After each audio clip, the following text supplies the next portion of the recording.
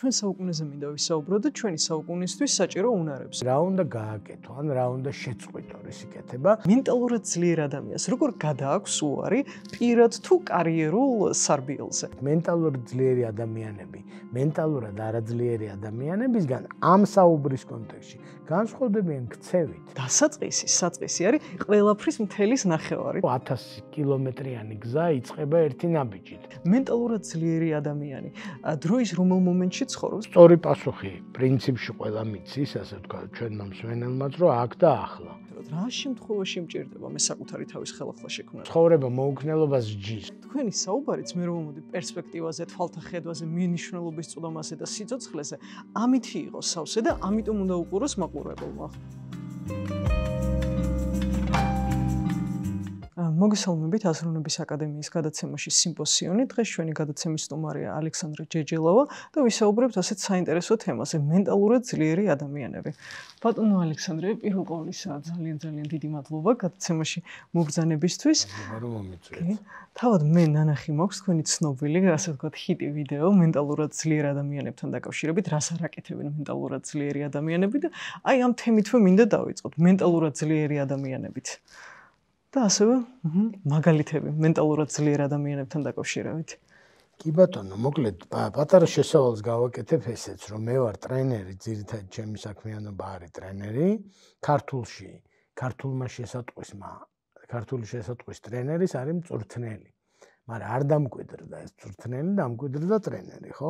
არა და კარგი იქნებოდა მწვრთნელი რომ დამკვიდრდეს, იმიტომ რომ ადამიანი როცა მწვრთნელთან დადის, პრაქტიკული რაღაცეების იმედი აქვს. ანუ არ არსებობს რომ შვილი მიიყვანო რაგბზე და მოელოდე რომ რაგბის ისტორიას ასწავლიან ან მოუყვებიან ამბებს, ხო? ანუ რაგბზე ელოდები რომ ჯანმრთელად იქნება, იჭიდავებს, ირბენს და ასე შემდეგ, ხო? ტრენინგიც ეგეთი რაღაცაა ჩვენი გაგებით რა, რომ ადამიანი რომ მოდის, მოკლედ აკადემიური განათლება საერთოდ სხვა ცხოველია, ასე ვთქვათ და ტრენინგი საერთოდ სხვა ცხოველია და მე ძალიან მომინდა ამ ვიდეოთიც იგივე ვცდილობ და მადლიერი ვარ თქვენ გადაცემაში რომ ეძლევა ამის საშუალება, რომ ძალიან პრაქტიკული რაღაცეები უთხრათ ხალხს. ანუ იდეალურ შემთხვევაში მე მიუხედავად იმისა, რომ დღეს თქვენი სტუმარი ვარ, ტრენერად რჩები და ჩემი საუკეთესო ვერსია იქნება, რომ ამ ადამიანმა ამ 13 რაღაციდან მოკლედ 1-5 სამოქმედო რაღაცა ხვალ გააკეთოს. აი დღეს ამას მოусმინოს და ხვალ რაღაცა შეცვალოს და ამიტომ ამ თემაშიც ასე ვთქვათ, ფილოსოფიურად აი საიდან მოდიან მენტალურად ძლიერი ადამიანები, ან რა არის განმარტება მენტალურად ძლიერების, მაქეთკენ არ წავალ, თქვენ ნებართვით და წავალ იქითკენ, რომ აი რა უნდა გააკეთო, ან რა უნდა შეწყვიტო რისიკეთება. პიტერ დრაკერი არის მენეჯმენტის ერთ-ერთი მამა და დრაკერი ამბობს, რომ ჩვენო ბიზნეს სკოლებშიო ძალიან ბევრს ვასწავლითო ხალხსო. იმის შესახებ რა რისიკეთება უნდა დაიწყონო და არასაკმარისს ვასწავლით რისიკეთება უნდა შეწყვიტონო. ანუ ნუღაშვები მაგას ასე ვთქვათ რა, ხო? ამიტომ ეს ფორმულირებაც რომ 13 რამე რასაც არ აკეთებენ მენტალურად ძლიერი ადამიანები, ფაქტიურად ჩვენ ვთარგმნოთ თუ გამოგვივა ესე რომ ნუიზამთ ხალხო, აი ამ რაღაცებს ნუიზამთ. ძალიან გთხოვთ და იქვე უნდა უთხრათ ალბათ რომ მაგის ნაცვლად აბა რა ვქნა. თუ ეგეთი ჩვევა მქონდა, რითი ჩავანაცვლო და მოკლედ აი ეს არის ჩემი აზრით მენტალურად ძლიერი ადამიანები, მენტალურად არაძლიერი ადამიანებისგან ამ საუბრის კონტექსტში განსხვავდებიან ქცევით და არა გენეტიკით, არა მსოფლ მხედველობით, არა ფასეულობათა სისტემით, უბრალოდ ქცევით. ეს ასე იქცევა, ის ისე იქცევა, ხო? სკოლაში რო გვეუბნებიან, რომ პასტას ესე კი არ მოკიდო ხელი, ისე მოკიდე ხელი.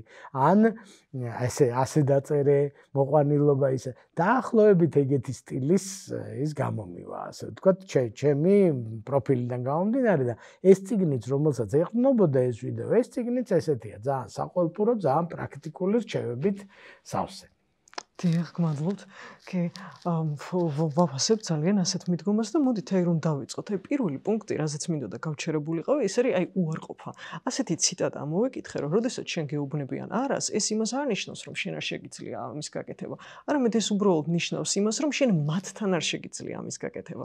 და აი მენტალურად ძლიერ ადამიანს როგორ გადააქვს უარი პირად თუ კარიერულ სარბიელზე. აი პირადად ჩემი მაგალითი რომ შემოვიყო, მე მაგალითად ისე ვარ მოწყობილი, ასე ვთქვათ, რომ კარიერულ სარბილზე, არ ვიცი ხასი რატო, როცა არას მეუბნებიან, ასეთი რამე მერთვება, რომ ვაი მათ ვინც არას მეუბნებიან.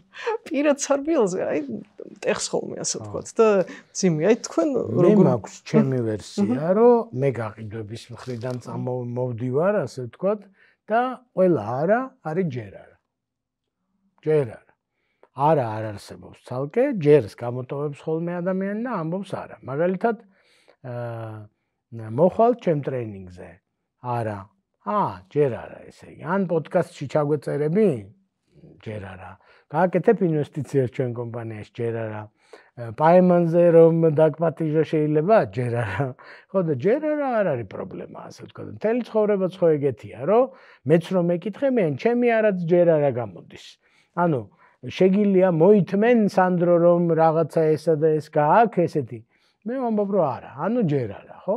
ამიტომ მე ვიტყოდი რომ და თან გაყიდვებში ძალიან ძიმე არის, იმიტომ რომ ეს არის ხალხი, ვისი პროფესიაც არის უარის მიღება. ფაქტობრივად რომ დაფიქრდეთ, გაყიდვებში სხვა პროფესიებიც არსებობს, ასეთი დარწმუნებული ვარ, მაგრამ გამყიდველის ჩვეულებრივი ცხოვრება, ჩვეულებრივი დღე არის არაებით დახუნძლული, ასე ვთქვათ, ხო? ჩემთვის ყველა არა არის ჯერ არა. და მერე უკვე ლოგიკური კითხვა იბადება, რომ მენტალურად ძლიერი ადამიანი იტყვის, რომ მადლობა, რომ მითხარი გულწრფელად, იმიტომ რომ არას აქვს ალტერნატივა, რომ ზეგი შემოიარე და ზეგი კიდე მკითხე. და ეს როცა ერიდება არას თქმა, დამკვეთსერიდება თუ პაემანზე უარის თქმელს თუ ისერიდება, რაღაცეებს იგონებენ და მერე შენ კი გგონია. არადა რომ პატივი ეცა ადამიანს, გეტყოდა რომ არა. და მერე გაგიჩნდებოდა შეკითხვა, რომ რატომ ჯერ არა. აი რა პირობები არ შედგა ჯერჯერობით, რომ შენ დაგაინტერესოს ჩემმა ტრეინინგმა, ან ჩემთან მეგობრობამ, ან რაღაცამ, ხო? მე ვიტყოდი რომ და ეს გამოთქვა ძალიან მომწონს, რომ თუ ბოლოშიო ყველაფერი კარგად იქნება და თუ ყველაფერი კარგად არის, ჯერ ბოლო არ არისო რა. ხო? მაგას ეხმიანები ეს ჩვენი ჯერ არა. რომ ბოლო მაინც იქნება ისე როგორც მე მოკლედ მე და შენ ბოლო მაინც შევთანხმდებით, ან მე შევიცვლი აზრს და ეგრე შევთანხმდებით, ან შენ შეიცვლი აზრს და ეგრე შევთანხმდებით, ან ორივე შევიცვლით აზრს და ეგრე შევთანხმდებით, ბოლო მაინც შევთანხმდებით. მათ შორის შევთანხმდებით, რომ ვერ შევთანხმდით მაგალითად. ხო, ეგეც ხო არის agree to disagree, ხო? მე მგონია, რომ აქ არის ერთ-ერთი ესეთი პუნქტი ამ 13-ში, რომ ოპტიმისტურად არიან განწყობილი და ამბობენ, რომ სანამ ცოცხლები ვართ, დრო კიდევ არის. კი. აი ხო, 13 რამ რასაც არ აკეთებენ მენტალურად ძლიერი ადამიანები. თქვენთვის განსაკუთრებით მნიშვნელოვანი პუნქტები რომ გამოვარჩიოთ, ასე ვთქვათ. აი და მივყვეთ. მე ვიტყოდი, რომ ტრეინინგებზე ძალიან ხშირად გუშინაც ქონდა ესეთ საუბარი. ჩვენთან დადის ძალიან გამოცდილი ხალხი და მაგარი ხალხი, ანუ არიციან და უნდა ისწავლონ კი არა, აი, ყველაფერიც იციან, მაგრამ მაინც კიდე ჭირდებათ მეტი. ხო და ჩვენ ვამბობთ ხოლმე ესეთ რამეს, რომ მთელი სამყარო საქართველოს შეიძლება მოგუჩვენოს, რომ საქართველოს პრობლემაა, მაგრამ არ არის საქართველოს პრობლემა. 90% მსოფლიოს მოსახლეობის, ანუ 8 მილიარდიდან 90%, რომელიც გამოდის 7.2 მილიარდი, აგიხსნის, რატო ვერ მიაღწევს თავის მიზნებს და ეს ვისი ბრალია. გენეტიკის ბრალია, მთავრობის ბრალია, მშობლების ბრალია, ამინდის ბრალია და ამათ გადამბრალებლები არიან 90%. ეს სტატისტიკას დარწმუნებით ვერ იმას ვიზამ, მაგრამ ესე ვფიქრობ.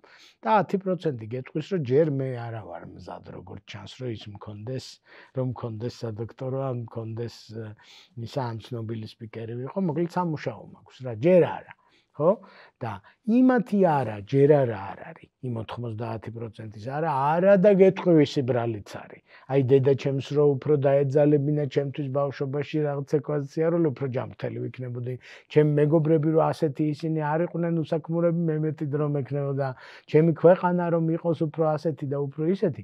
მოკლედ 90%-ისთვის რაღაცები არ გამოდის და ეს ვიღაცის ბრალია და თუ ვიღაცის ბრალია, შენ ხო შეგიძლია რომ დამშვიდდე. მე რა უნდა ვქნა კაცო, ამ ქვეყანაში არ გამოდის. მე რა უნდა ვქნა ამ კომპანიაში არ გამოდის. მე რა უნდა ვქნა ამ გენეტიკით არ გამოდის. ამ სფეროში არ გამოდის, ხო?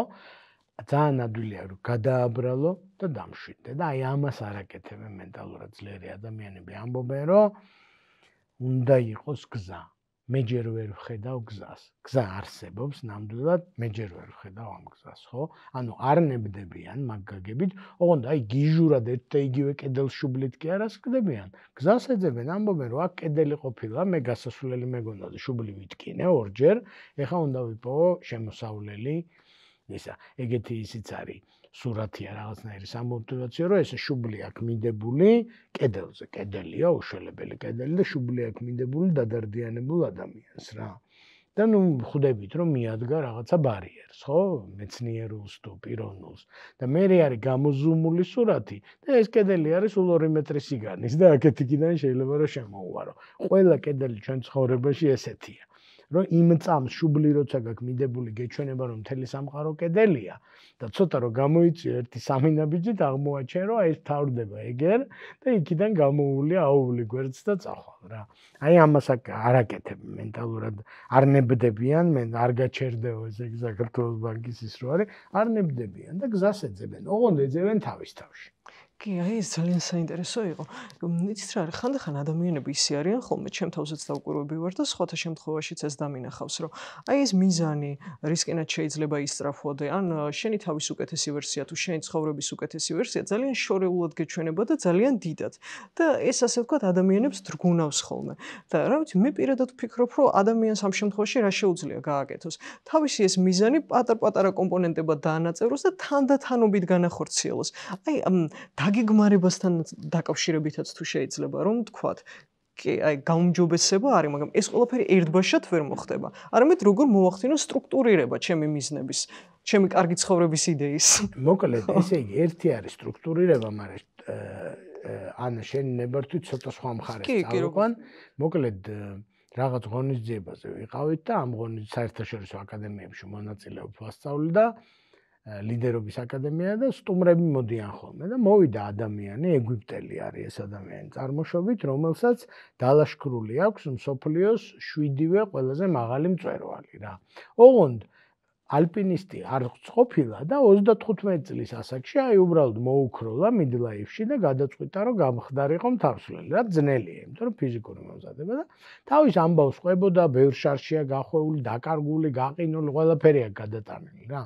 და მოკლედ მოყვა ესეთი რაღაცა, რომ ვარჯიშის დროს მისი ტრენერი ერთ-ერთი რომელიც ასწავლიდა, ეუბნებოდა რომ ეს რო ეუბნებოდა რომ ვაიმე რა ძნელია ალბათ ევერესტზე ასვლა, ის ეუბნებოდა რომ ერთი ნაბიჯის გადადგმა რამდენადაც არის ძნელი, ერთი ნაბიჯის, იმდენად ძნელია ევერესტზე ასვლა და ეს აბსოლუტურად არ მესმოდაო და რაღაც სამოტივაციო ისინი რო არის რომ ერთი ნაბიჯი გადადგე, ეგრე მესმოდაო და ერთხელ ვარჯიშის დროს, მოკლედ ავარჯიშებენ ძალის გამოცვლამდე, ასე ვთქვათ, ბევრ სპორტში არის ეგ მომენტი, რომ უბრალოდ უნდა დაეცე და გაფართხალდე და მოკლედ მივხვდებით, რომ ვარჯიში დამთავრდა. ყოველი ვარჯიში ეგეთი არ არის, მაგრამ ეგეთი არის. და რაღაც მომენტშიო, მოკლედ ტვირთი აქვს მოკიდებული ზურგზე, წარმოიდგინე უკან ეკაჩება რაღაცა და ამან ნაბიჯები უნდა გადადგას. ან რო წარმოიდგინე სარბენ ბილიკზე ხარ დაბმული. დაბმული ცდილობ რომ სარბენ ბილიკზე და რაღაც მომენტშიო მივხვდიო რომ კუნთი გაითიშა, კუნთმა იცის ეგეთი რაღაცა რომ გაითიშა და ტვინი ბრძანებას აძლევს რომ აბა დაიჭიმე და აღარ იჭიმება და ამთავრა, ამოწურა, რაც კი რესურსი ქონდა. და ეს ადამიანი მეუბნებაო რომ ეხლა რამდენი დროც გინდა დახარჯე, დაისვენე, შეისვენე, დაფიქრდი ისა, ესა, ერთი ნაბიჯი უნდა გადადგა. ხო? და მთავრდება, ერთ ნაბიჯს რო გადადგამ, ვარჯიში მთავრდება. და მოკლედ რამდენი ცოტა ხანი დავისვენეო და დავავალე ამ კონც რო გადადგი ნაბიჯი არ გადადგა. კაი კიდე ვეუბნები რომ კარგი რა, ვეღარ ვდგამ ნაბიჯს, მოდი ხვალ იყოს. არა თქვა რომ არ არსებობს, რა ერთი ნაბიჯი უნდა გადადგა და მოკლედ გადავდგიო ერთი ნაბიჯიო რა. ერთი ნაბიჯი რო გადავდგიო და რომ მითხრა რომ შო, გავჩერდით, დამთავრდა, ვეუბნებიო რომ კიდე შემილია, კიდე ერთიც შემილია და მოკლედ ამოძრავდა მექანიზმი, აი მეორეს უმთქვას ეძახიან ხანდახან, ხო? და ზუსტად იგივე სიტუაცია მქონდაო ევერესტის ექსპედიციაზეო, რომ 800 მეტრი თუ რაღაცა იყო შუალედურ იმამდე, სადგურამდე დარჩენილი და გაითიშა ეს ისა რა. ოღონდ ესეც უკვე გამოცდილი აქვს, იცის რომ კუნთი გაითიშა, როგორ გამოიყურება. ხო? და გაჩერდა ეს მთელი ყველანი ერთმანეთზე არიან გადამული, შენ რო გაჩერდები, ყველა გაჩერდება რა. და მან ორი გზა არის, ანუ და ჩახსნან ამ ჯაჭვიდან და ერთმანეთს გადაებან და გააგრძელონ და შენ ვიღაცა დაგაბრუნებს წინა სადგურზე, მოგიკიდებს ზურგზე ციგაზე დაგსვამს რაღაცა, ანუ და გააგრძელო. ოღონდ იმათაც იციან ეს როგორ მუშაობს და რას იზამო? დაგელოდოთო და ამან თქვა რომ დამელოდეთო რა. და აი მთელი ჩემი ცნობიერება ფიქრობდაო რომ ევერესტზე არა ვარ ასასვლელი, სადგურამდეც კი არა ვარ მისასვლელი. ერთი ნაბიჯი მაქვს გადასადგმელი. ერთადერთი ნაბიჯი, ხო? ამიტომ გიგმაც რო არა გაქვს ჩინური გამოთქმაა რომ 1000 კილომეტრიანი გზა იწყება ერთი ნაბიჯით, ხო? და ჩვენ ხანდახან ეს დასავლური ანგლოსაქსური ის არის რომ მთელი გეგმა უნდა იცოდე და ევერესტამდე როგორ მიდიხარ და რუკები ჯიბეებში გედოს, არ არის საჭირო. ერთი ნაბიჯი არის გადასადგმელი, ასე ვთქვათ, რომელიც არის და აქ დაახლა ცხოვრება მაგას ნიშნავს, ხო? მე ახლა ერთ ნაბიჯს გადავდგამ და თუ მე კიდე ერთ ნაბიჯს გადავდგამ, ხო კარგი. ხო და თუ არა და ის ერთი ნაბიჯი 9 საათი მელოდა ეს ხალხიო ძალიან მოთმინებითო და უთხარიო რომ ეხლა შემილია რომ ერთი ნაბიჯი გადავდგა, ყველა შეება, ისევ ყველა ადგა, ამან ერთი ნაბიჯიც გადადგა, 800 მეტრიც გაიარა და ევერესტზე წავიდა რა და აი მანდარის ესე იგი ძაღლის თავი დამარხული რომ შენ ერთი ნაბიჯის გადამდგმელი ხარ თუ არა და მან დებმევა წინა საკითხს რომ შენ თუ სხვებს დააბრალე ის გიშლის ხელს რომ ერთი ნაბიჯის დედას თუ დაბრალდა და გენეტიკას და საქართველოს და მთავრობას, ხო? შენ უკვე აღარ ახარ ის ენერგია, რომელიც უნდა დახარჯულიყო ერთი ნაბიჯის გადადგმაზე, დაიხარჯა წუწუნზე, დაიხარჯა გადაბრალებაზე, ჩხუბზე, ნეგატივზე და ნეგატივს ძალიან ბევრი ტვინი ყველაზე ენერგეტიკულად ის არის და შენი ფიქრები, ნეგატიური ფიქრებმა შეიძლება ბენზინის ბაკი დაგიცალონ. და არა და იმ ბაკით გადადგამდი ერთ ნაბიჯს ამასობაში, მაგრამ არ დგამდა. კი, აი მართლაც ბრწყინვალე რაკურსიდან დაგვანახეთ და ამასთან დაკავშირებით ზუსტად ხმიანებით თქვენ სიტყვას, ერთი ცნობილი ლათინური სენტენცია მახსენდება და ამბობენ, რომ პრინკიპიუმ დიმიდიუმ ტოტიუს, რომ დასაწყისი, საწყისი არის ყველაფრის მთელის ნახევარი და აი მართლაც პირველი ნაბიჯის გადადგმის მნიშვნელობასია და აი მე რასაც დავკვირვებია, როცა პირველი ნაბიჯი გადამიდგას, აი იმ ნაბიჯის გადადგმისას ან გადადგმის შემდეგ უკვე მთელის გეგმაც ისახება ხოლმე. გამოჩნდება, აბა იმ წერტილიდან გამოჩნდება. შემდეგი ნაბიჯი. მაგაზე ძალიან საინტერესო ის არის, ეს სხვა წიგნიდან არის და ერთ-ერთი ესე იგი 21 და 21 საუკუნის ადამიანებს გვაქვს არაჯანსაღი დამოკიდებულება, addiction, აი როგორც იმებზე, ნივთიერებებზე არაჯანსაღი დამოკიდებულება არსებობს განსაზღვრულობაზე. ანუ ჩვენ უნდა ვიცოდეთ აი ჩვენ ორგანიზმს ინტელექტუალურად ჩვენ twins ჭირდება რომ უნდა ვიცოდე ახლა მე რომ მივალ პოდკასტის ჩაწერაზე იქ რა იქნება მე უნდა ვიცოდე. არადა ცხოვრება ეგრე არ არის შექმნილი რომ შენ იცოდე ხვალ რა იქნება. ცხოვრება არის პირიქით შექმნილი რომ არ იცოდე ხვალ რა იქნება. ანუ მენტალურად ძლიერი ადამიანი იქ იყო პრინციპები იმ მეორე წიგნში რომ I expect nothing and I accept everything. ანუ მოველი არაფერს და შევეგუები ყველაფერს, ასე ვთქვათ, ხო? ანუ რასაც მოიტანს ხვალინდელი დღე, ესე იგი მე თუ მოვდივარ აქ და ვამბობ რომ მე არ ვიცი ანასთან არ მიმუშავია და ასე თუ წაიყვანს, ასეც შევეცდები რომ აქეთ წავიდე, იქით თუ წაიყვანს, იქით შევეცდები, გაცილებით ძლიერი ვარ მე და უკეთ მომზადებული. ვიდრე თუ ვამბობ რომ ეხლა ოღონდ ესეთი უნდა აღმოჩნდეს მე როგორიც მინდა. და აი ღვინო თუ იდება და ყავა არ იდება, მე ვეღარ ვიქნები ხო და ეგ მოუქნელობაა და ცხოვრება მოუქნელობას ჯის, ხო? ჩვენ როგორც სახეობა გადავრჩით მოქნილობის გამო. Survival of the fittest ხანდახან ხო თარგმნეს არასწორად როგორც ძლიერის გადარჩენა. ძლიერის არა, fit მორგებულის გადარჩენა, რომელსაც შეუძლია მოერგოს და მოერგოს ნიშნავს რომ ის მზად არის განუზღვრელობისთვის და მზად არის რომ განუზღვრელობაშიც ბედნიერ დღე გაატაროს, ასე ვთქვათ. ანუ ისეთი კი არა მისი გეგმით თუ წავა ყველაფერი. ეხლა მენეჯმენტიც ეგეთი გახდა, ხო, agile management-ი გეუბნება რომ ჩვენ არ ვიცით ხვალ რა მოხდება და აბა შენ იცი. აი რაღაცეები მოხდება და შენ უნდა მზად იყო რომ რაღაცეები რომ მოხდება შესაბამისად მოიქცე და ცხოვრება ზუსტად ეგეთი იყო ყოველთვის. ოღონდ ჩვენ გამოვიგონეთ რომ ამინდის პროგნოზის ჩათვლით ყველაფერი უნდა ვიცოდე. როგორ შეიძლება რომ არ ვიცოდე რა მოხდება ხვალ და არ არის ეგეთი პროგნოზირება.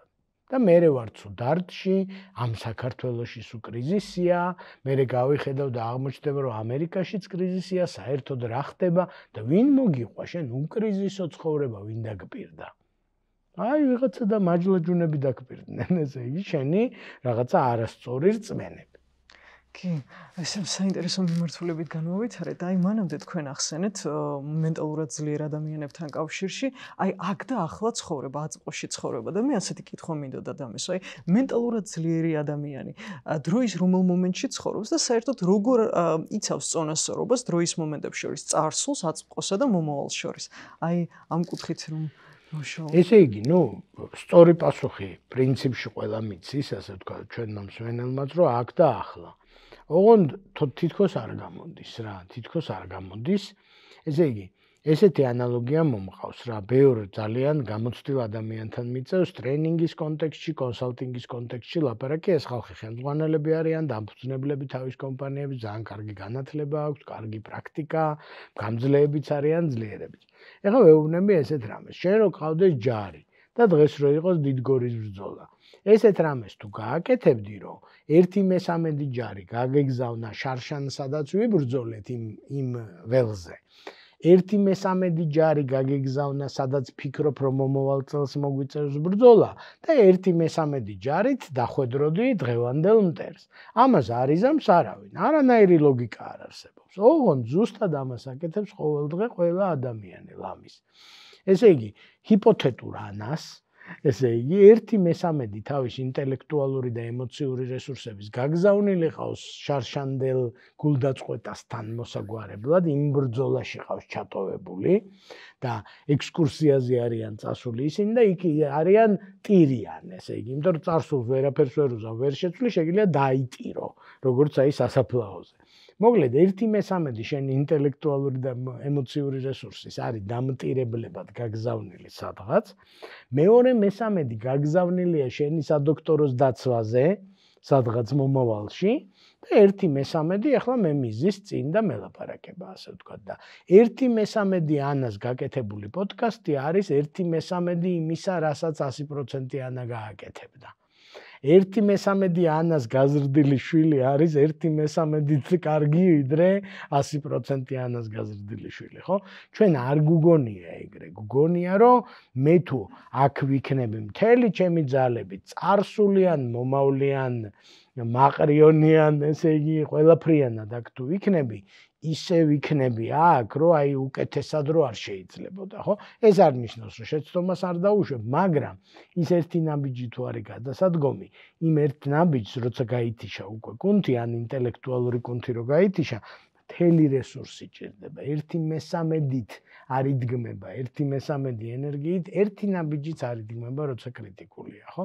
ამიტომ ჩვენ ვამბობთ, რომ წარსულში ნუ ხარ ძალიან გთხოვ, ხო? ნუ ხარ მომავალში, თუ შეიძლება აქ იყავი, აგერ ხალხი ვართ და გვჭირდები. და შენი მეგობრები ვარ თუ შენი კოლეგები ვარ თუ შენი სამეცნიერო ნაშრომი ვარ თუ შენი ჰიპოთეზა ვარ, მთლიანად მჭირდები თავიდან ბოლომდე.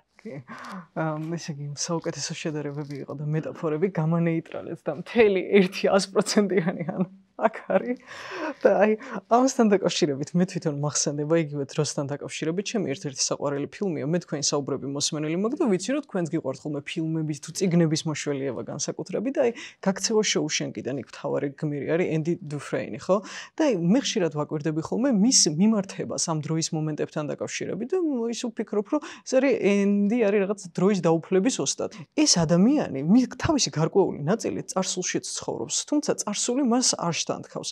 არამედ წარსულისადმი მისი მიმართება ისეთია, რომ წარსულის გამოცანა, ასე ვთქვათ, ამოხსნას და საბოლოოდ ამას ახერხებს.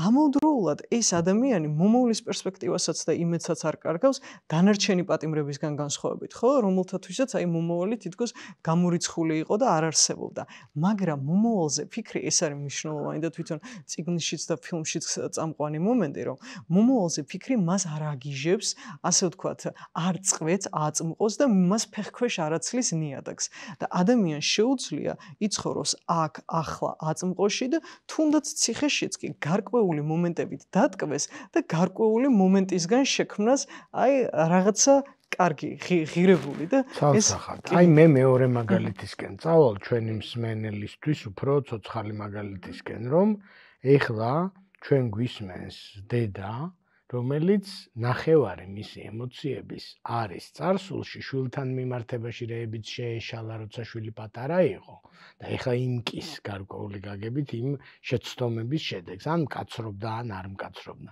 და კიდევ ერთი ნაწილი ამ დედის რესურსების არის მომავალში, რომ ეს რო გაიზრდება და დამოუკიდებელ ცხოვრებას დაიწყებს, ნეტარ აეშველება.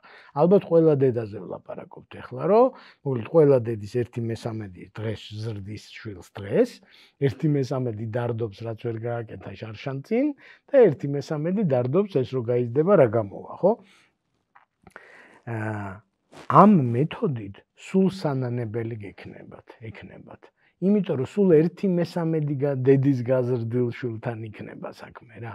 და ამიტომ მომავალზე ზრუნვა ეწოდება აქ ყოფნას და წარსულზე ზრუნვა ეწოდება აქ ყოფნას. მოკლედ, შენ აქ თუ იქნები თავიდან ბოლომდე დღეს, აი ესეთი ის იყო, რომ დედა ეკითხება ექიმს, რომ ეს არის, ეს ხო არ ჭირს და ის ხო არ ჭირს. და ექიმი პასუხობს, ეს რეალური ამბავია, რომ მოიცა, ეგ თუ ჭირს დღეს რას აპირებ? და თუ არ ჭირს დღეს რას აპირებ? ხო და დღეს შენ უნდა იყო ყველაზე კარგი დედა, ეგ ჭირს თუ ეგ არ ჭირს თუ რა ჭირს თუ რა არ ჭირს, შენ დღეს მაქსიმუმ მიატოვებ თუ რას აპირებ, ესე რა გეგმა გაქვს. ხო? ხო და ცხადია რომ დედამ თქვა რომ არა რას ამბობ, მივატოვებ კი არა, ხო და ეუბნება რომ დღევანდელზე დაკონცენტრე, დღეს იყავი ყველაზე კარგი დედა და ეს უნდა ვთხოვოთ. მეცნიერსაც ეს უნდა ვთხოვოთ, რომ დღეს წყდება შენ, დღეს გადაიდგმება ერთი ნაბიჯი. და დედობაშიც დღეს გადაიდგმება ერთი ნაბიჯი, ბიზნესშიც დღეს გადაიდგმება ერთი ნაბიჯი, ხო? დამკვირვებელს ჩვენ კინოში ხო მონაწილე არა ვართ მაყურებელი, აი სწორედ კინოს როცა უყურებ, იმას შეიძლება შენი 100% არ ჭირდებოდეს და შენ შეგიძლია უყურო ენდის დღევანდელ დღეს და შენი პროექციები მომავალზე და წარსულზე აკეთო და არაფერი არ დაშავდეს, იმიტომ რომ შენთვის ეს დასვენების დროა, ასე ვთქვათ, როცა შეიძლება კონტროლი გაუშვა და იბოდიალოს ამ შენმა twin-მა, ხო? მაგრამ როცა კონცენტრირებული ხარ, არა ხარ ხალხი ამბობს, რომ მეტი დრო მინდა ჩემ შვილთან. ოღონდ 1/13 ითაპირებ, რომ შენ შვილთან ეგ დრო გაატარო, ხო? და კიდე დაღლილი 1/13-იც არ იქნები, კიდე 1/13-ს დაღლილობა წაგართმევს. მერე ტელეფონი წაგართმევს, კიდე ერთი მას მეხუთედები გამოვიდა უკვე და 1/5 დედა ეყოლება შენ შვილს, ან 1/5 შეყვარებული ეყოლება შენ შეყვარებულს და რავი, რა სპორტია, არ უნდა იმას 1/5 შეყვარებული იქნებ და არ უნდა 1/5 დედა. ამიტომ მომავალზე ზრუნვაც. მე თუ მივზრუნავ მომავალზე, აი მე ხო ჩემი კარიერა მედარდება როგორც სპიკერის და ტრენერის. აი ახლა 100%-ით აქ ყოფნით და შენთან საუბრით, მე ყველაზე დიდ კონტრიბუციას გავაკეთებ ჩემ მომავალ კარიერაში.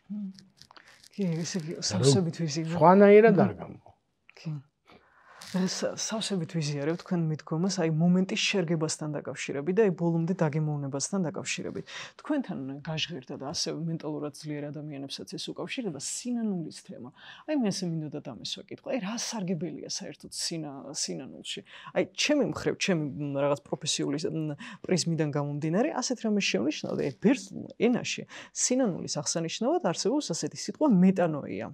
მეტანოია, ესე იგი, ნოეო ნიშნავს ვაზროვნებ ფიქრობ და მეტა არის შემდგომ მიღმა. ანუ მეტანოია ასე გამოდგის შემდგომი ფიქრი, შემდგომი აზროვნება. ესე ბერძენისთვის როგორ სიტუაციას ვიღებთ, რომ სინანული შედგება ყოველთვის ახალი შემდგომი აზროვნების გადმოსახედიდან. მე ვამბობ ესეთ რამეს. განმავითარებელი თვითშეფასება, ესეთ ვიდეოც გვაქვს YouTube-ზე.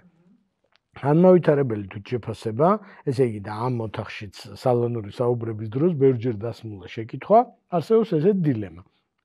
მე თუ ვიქნები თვითკრიტიკული, ალბათ განვითარდები, იმიტომ რომ თვითკრიტიკა მომცემს საწვავს, რომ განვითარდე, მაგრამ შეიძლება დეპრესიამდე მივიდე, ანუ იმდენად დავიწუნო ჩემი ყველაფერი ამ თვითკრიტიკულობით, რომ თვითშეფასება დამივარდეს. და მე თუ ჩემ თავს შევაქებ, თვითშეფასება მექნება მაღალი, მაგრამ ალბათ აღარ განვითარდები, იმიტომ რომ თუ კარგი ვარ, აბა რატო უნდა განვითარდე? დაახლოებით ეგეთი დილემა არსებობს. და ამ დილემის პასუხი არის განმავითარებელი თვითშეფასება, რომელიც ამბობს, რომ დაიხედეთ თუ შეიძლება საათზე. ეხლა არის, ესე იგი, 12 საკლია 20 წუთი, მოკლედ 6 ნოემბრის თუ არ ვცდები.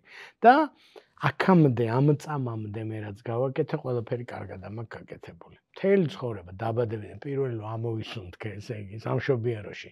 ამ წამამდე ყველაფერი გავაკეთე კარგად და ვაპირებ, რომ მადლიერების მეტი არაფერი არ შეხვდეს წარსულს.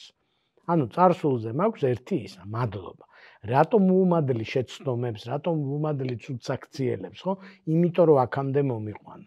ჩვენ ვეყრდნობით როგორც საფეხურებს, ყველა შეცდომას, ყველა გამარჯვებას, დამარცხებას, გულდაწყვეტას და ასე შემდეგ, როგორც საფეხურებს და მადლობა თითოეულ საფეხურს, იმიტომ რომ აგერ აქ მომიყვანა შენთან სალაპარაკოთ, ხო? ეს ყველაფერი მადლობა. და ამ წუთის იქით ყველაფრის მიმართ ვიქნები ძალიან კრიტიკული და შევეცდები რომ შემდეგ შეკითხვაზე უფრო კარგი პასუხი გაგიცე ვიდრე წინა შეკითხვაზე გაგეცი. შემდეგ შეხვედრისას უფრო მომზადებული ვიყო ვიდრე ან. ხო?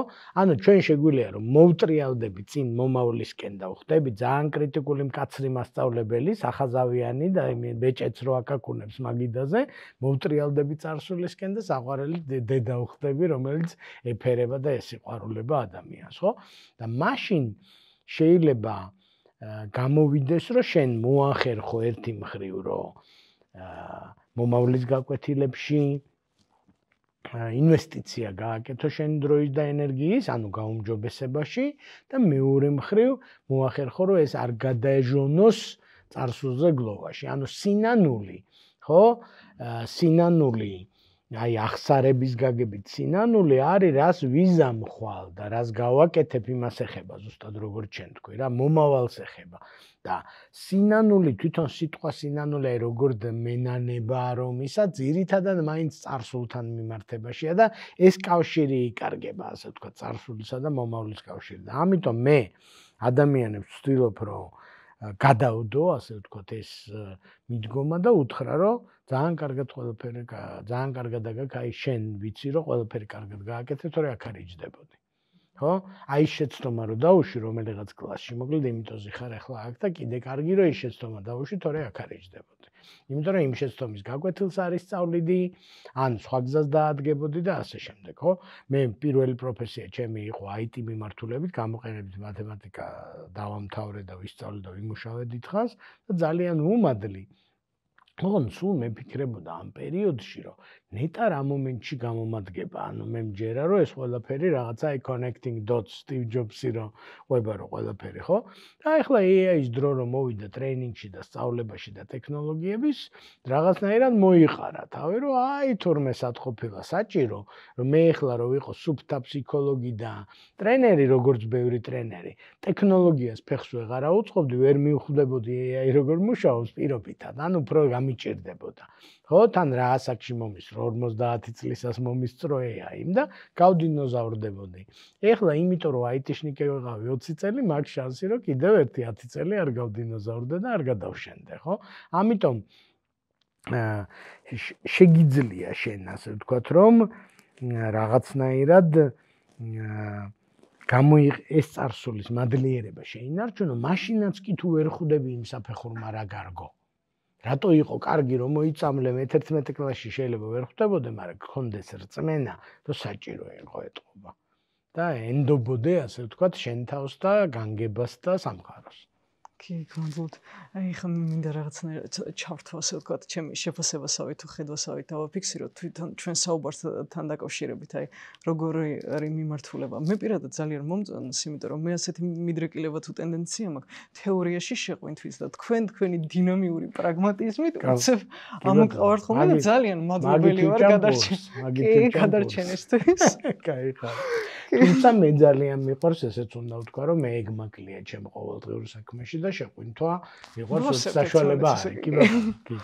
კი, აი ხა ეს თემა მინდა წამოვჭრა. საკუთარი თავის ხელახლა შექმნა და დაპროექტება, ასე ვთქვათ. ჩვენმა საუბარმაც მოიტანა და ამ მიმართულებით რომ განვავითაროთ, რა შემთხვევაში მჭირდება მე საკუთარი თავის ხელახლა შექმნა და დაპროექტება, ან გამოგონება ხშირად ხოლმე ინვენტი ხო, აი reinvent.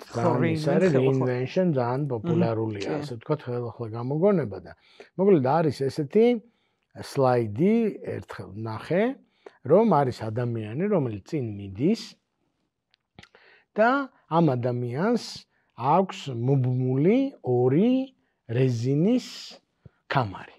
რეზინის ორი კამარია მობმული.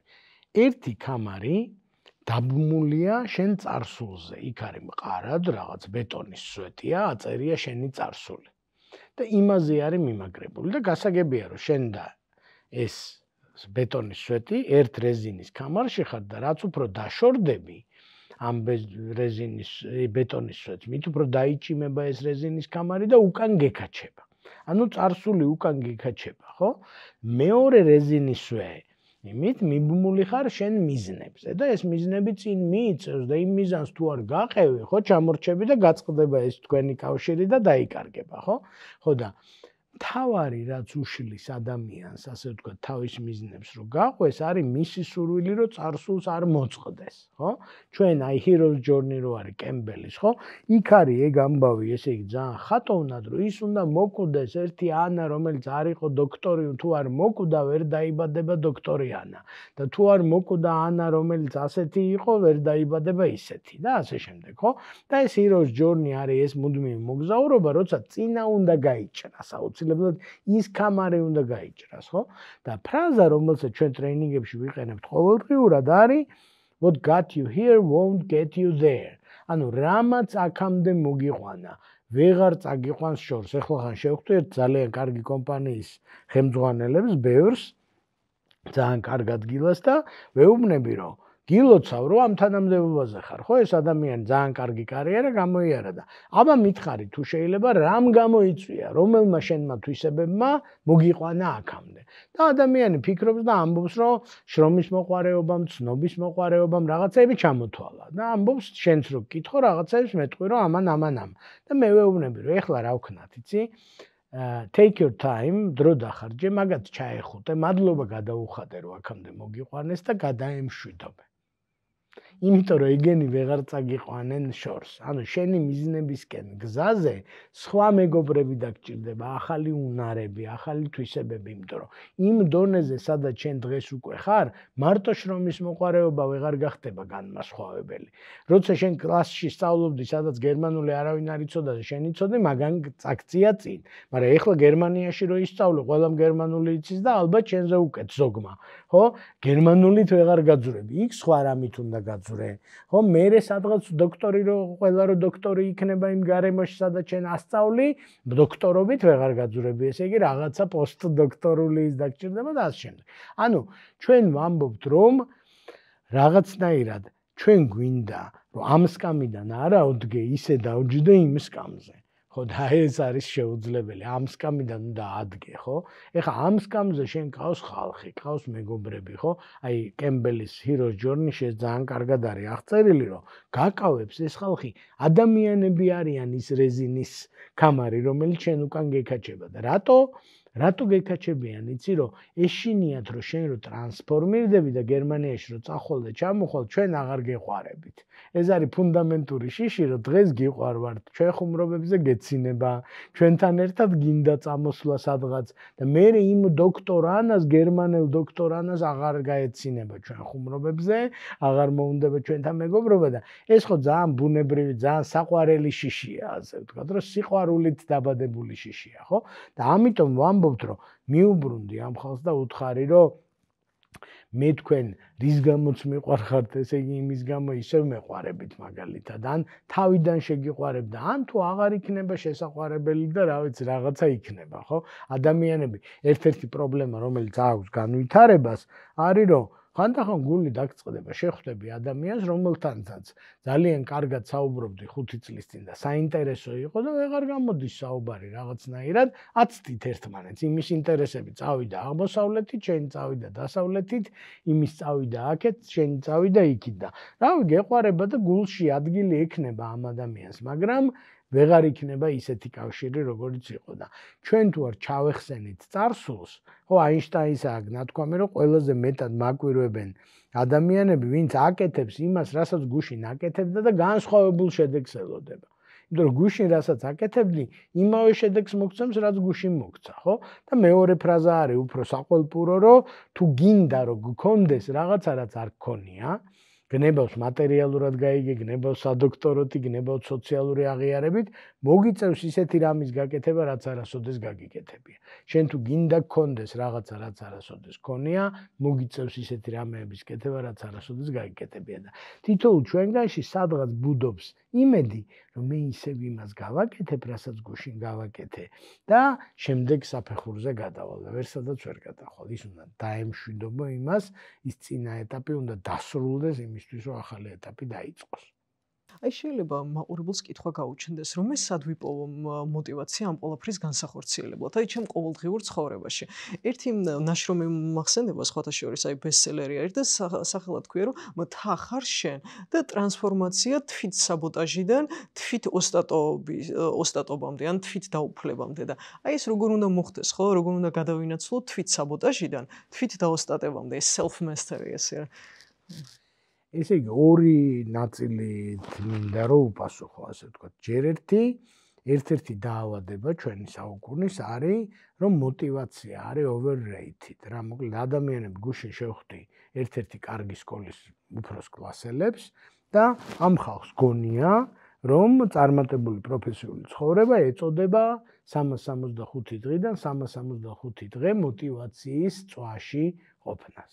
და არ ეწოდება ყველაზე წარმატებული სპორტსმენი 365 დღიდან 36 დღე რო იყოს შემოქმედებით წვაში, ან ყველაზე წარმატებული მეცნიერი, ან ყველაზე წარმატებული სპიკერი, ან ყველაზე წარმატებული მსახიობი.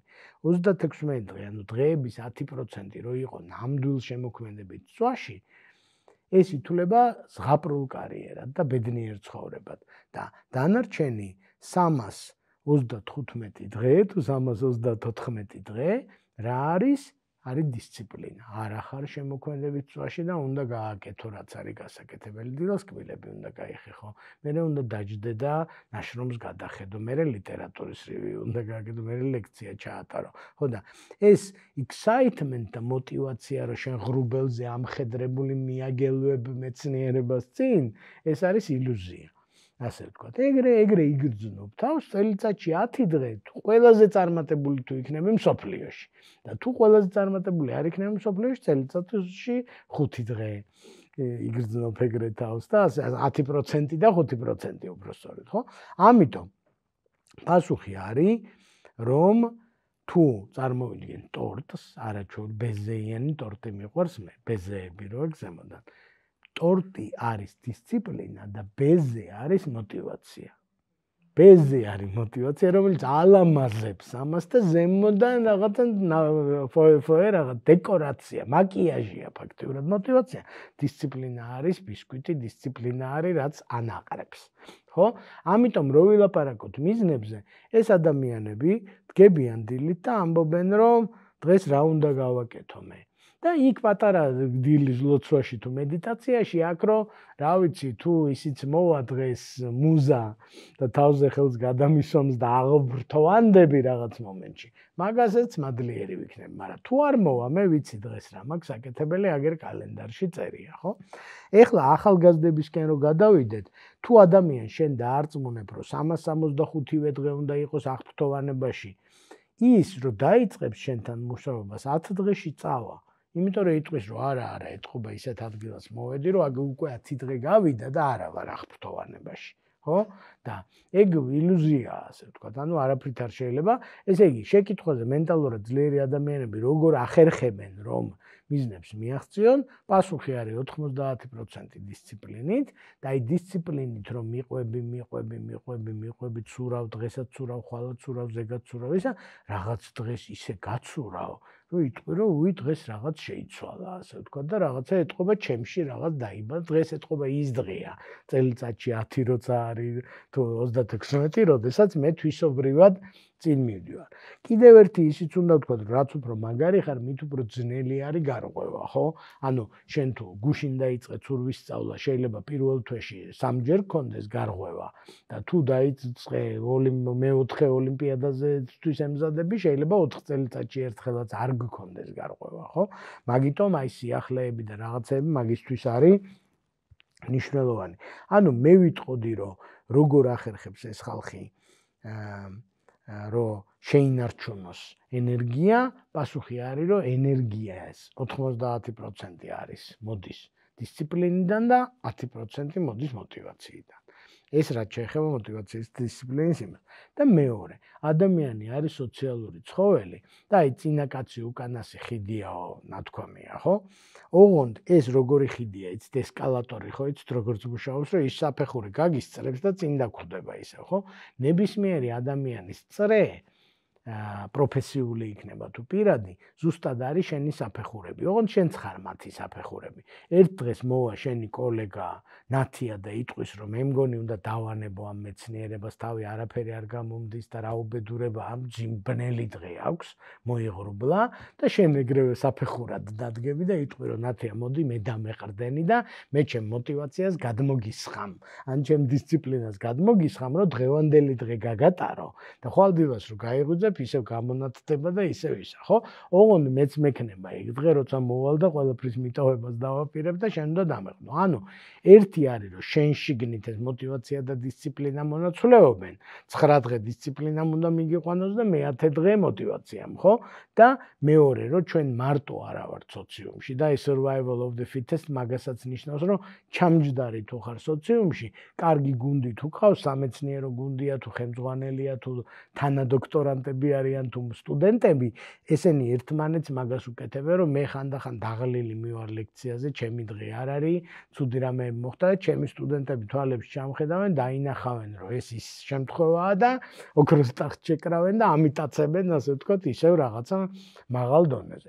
ანუ ადამიანებში არის ერთი გასაღები და მეორე გასაღები არის დისციპლინაში და ესეთი ის იყო, ეს ძალიან მომწონს და გავაზიარებ ესეთი ანეკდოტები მიყვარს და სიბრძნე არის ანეკდოტებში, რა თქმა უნდა, რომ მოკლედ რაღაცა დღესასწაულია რა, მოდი თბილისობა იყოს ჩვენებული დღესასწაული და ორი ადამიანი მეგობარი მე და შენ ვსეირნობთ და მოკლედ ხედავთ, რომ შეკუჩებული ბევრი ადამიანი ირევა და გვაინტერესებს რა ხდება და მივალთ. და მივალთ და ესეთი სანახაობაა, რომ პატარა კარავი დგას და ეს კარავი გაიხსნება, გამოდის ადამიანი წელს ზემოთ შიშველი დაკუნთული, ესეთი ადამიანი თავი მელოტი, გადაპარსული თავი აქვს, ორი აგური უჭირავს და ეს გამოვა, ესეთი ათლეტური ნაბიჯებით მოვა. ჯერ ერთ აგურს გადაიმტრევს თავზე, მერე მეორე აგურს გადაიმტრევს თავზე და ისევე ათლეტურად წავა და შევა კარავში. და ძალიან გაგვიკვირდება მე და შენ, ესე იგი, რომ როგორ ახერხებს და ერთი მეორეს ანა ეუბნება სანდროს, რომ როგორ არ ტკივა ნეტა რა, რომ აგურებს იმტრევს თავზე და სანდრო ეუბნება, რომ კარავშია რაღაც საიდუმლო აქვს მაგას კარავში და წავიდეთ ახლა ჩვენ მოუვაროთ უკანა მხრიდან და შევიჭყიტოთ კარავში და წავლენ ივლიან და მოუვლიან უკანა მხრიდან და შეიჭყიტავენ კარავში და ეს ხო გადაიმტრევს აგურებს მორიგჯერზე და კარავში შევა და ვაი ძახის ძალიან ტკივა კარავში და გამოდის ისევ ათლეტურად. ანუ როცა ვიღაცას რაღაცა გამოსდის, შენ გონია რომ როგორ არ ტკივა იმას, როგორ არ უჭირს ასე, რომ სულ ფორმაშია, თქვა მოდელს რო ნახავ, იტყვი მოდელს ან ფოტომოდელს, დიზაინ მოდელს. როგორ არ უჭირს? არ უჭირს კი არა, ტყავი აქვს გამძვრალი, 5 საათი დარბაზშია და არაფერი არ უჭამია, რაც უყვარს 25 წელია. ხო? ინტერვიუს როცა ან მეცნიერს როგორ არ უჭირს, საიდან მოაქვს ეს რა ადვილად კითხულობს ათასობით წიგნს. არ უჭირს კი არა, ესე გვდება, ესე უძილოა, დაღლილია, გადაღლილია, მეგობარი არ უნახავს, დედა არ უნახავს. აი ესე. ხო და ჩვენ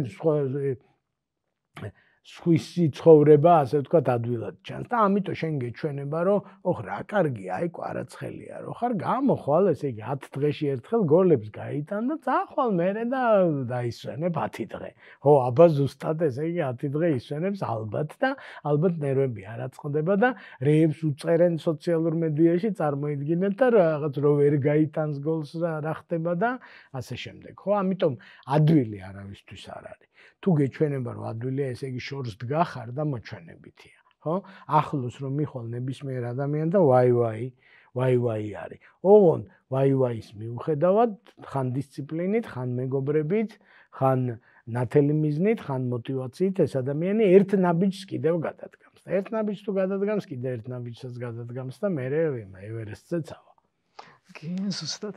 აი თქვენ რო აქ მოხვედით თქვენი დღის რეჟიმის შესახებ მოგვიყევით და თუ შეიძლება რომ ჩვენ მაყურებელსაც გავანდოთ, იმიტომ რომ ჩემი აზრით თქვენი დღის რეჟიმიც ასე ვთქვათ ირეკლავს იმას, რაც ახსენეთ მოტივაციასთან და დისციპლინასთან დაკავშირებით. მე ზოგადად დილის ადამიანი ვარ, მოკლედ ისტორიულად, ესე იგი და არსებობენ დილის ადამიანები და არა ტოროლები და ბუები, ანუ ბუს უაქტიურდება, ასე ვთქვათ, ინტელექტუალური და ემოციური ისინი უფრო დღის მეორე ნახევარში, ტოროლას უაქტიურდება ეს. მე ხა ბავშვობიდან შევამჩნიე, რომ მოკლედ დილას ადრე ძალიან ნათლად მეფიქრება, უფრო მშვიდად ვარ, უფრო დისციპლინირებული ვარ და ასე შემდეგ და ამ ეტაპზე ხა მე მაქვს ფუფუნება, რახან ჩემივე კომპანიაში მუშაობ კომპანიებში, მაქვს ფუფუნება, რომ რაღაცა ჩემი განრიგი სხვებზე იმდენად არ არის დამოკიდებული და უფრო ჩემზეა და ამიტომ ეხლანდელი ჩემი განრიგი მოკლედ გამოიყურება ესე, რომ პირველი ნაწილი ჩემი სამუშაო დღის იწყება დილის 7 საათზე და მთავრდება პირველ საათზე, ანუ 7-დან 13 საათამდე. ესე იგი, რამდენი საათი გამოგვდის? 3 საათი 7-მდე და 3 საათი 10-მდე და 3 საათი 6 საათი არის 7-დან 13 საათამდე. ეგ შუალედი არის ყველაზე პროდუქტიული. თუ რამე უნდა მოვიფიქრო, თუ რამე უნდა პოზიტიური ენერგია ხალხს გადავცე, ვინმეს უჭირს და ამოუდგე როგორც საფეხური და რაღაცა, მოკლედ სადაც ენერგია გადის, ინტელექტუალური ენერგია, ემოციური ენერგია, მოკლედ პოზიტივი და ასე შემდეგ დილას ის ამიტომ ვცდილობ რომ ყველა ჩემი ვიდეო, მაგალითად YouTube-ის ვიდეო 8 საათზე და 7 საათზეა ჩაწერილი და არც ერთი არ არის საღამოს 8 საათზე და 7 საათზე, იმიტომ რომ სანდროსგან რაც არის დარჩენილი საღამოს 8 საათზე უკვე აღარ გამოდგება, ასე ვთქვათ, იმისთვის, სხვების მოტივაციისთვის რა. მე პირველიდან 4-მდე მაქვს შესვენება, 3 საათიანი შესვენება მაქვს და ესე იგი ცოტა მერიდება, იმიტომ რომ ბევრ ადამიანს ბევრ სამსახურში 1 საათიანი შესვენებაც არ აქვს, მაგრამ მე ამ ეტაპზე ცხოვრების მაქვს ამის საშუალება. ეს 3 საათი ეთმობა ჩემ ჯანმრთელობას და იმას, ანუ ასაკიც, პატარა ასაკი არა მაქვს და ჭირდება მეინტენენსი, ვარჯიშიც მნიშვნელოვანია, ფეხით სიარული, ცურვა, რაღაცა ჩემი თავის მიხედვა, ექიმთან წასვლა ხანდახან და ასე შემდეგ. პირველიდან 4-მდე არის ეს შესვენება.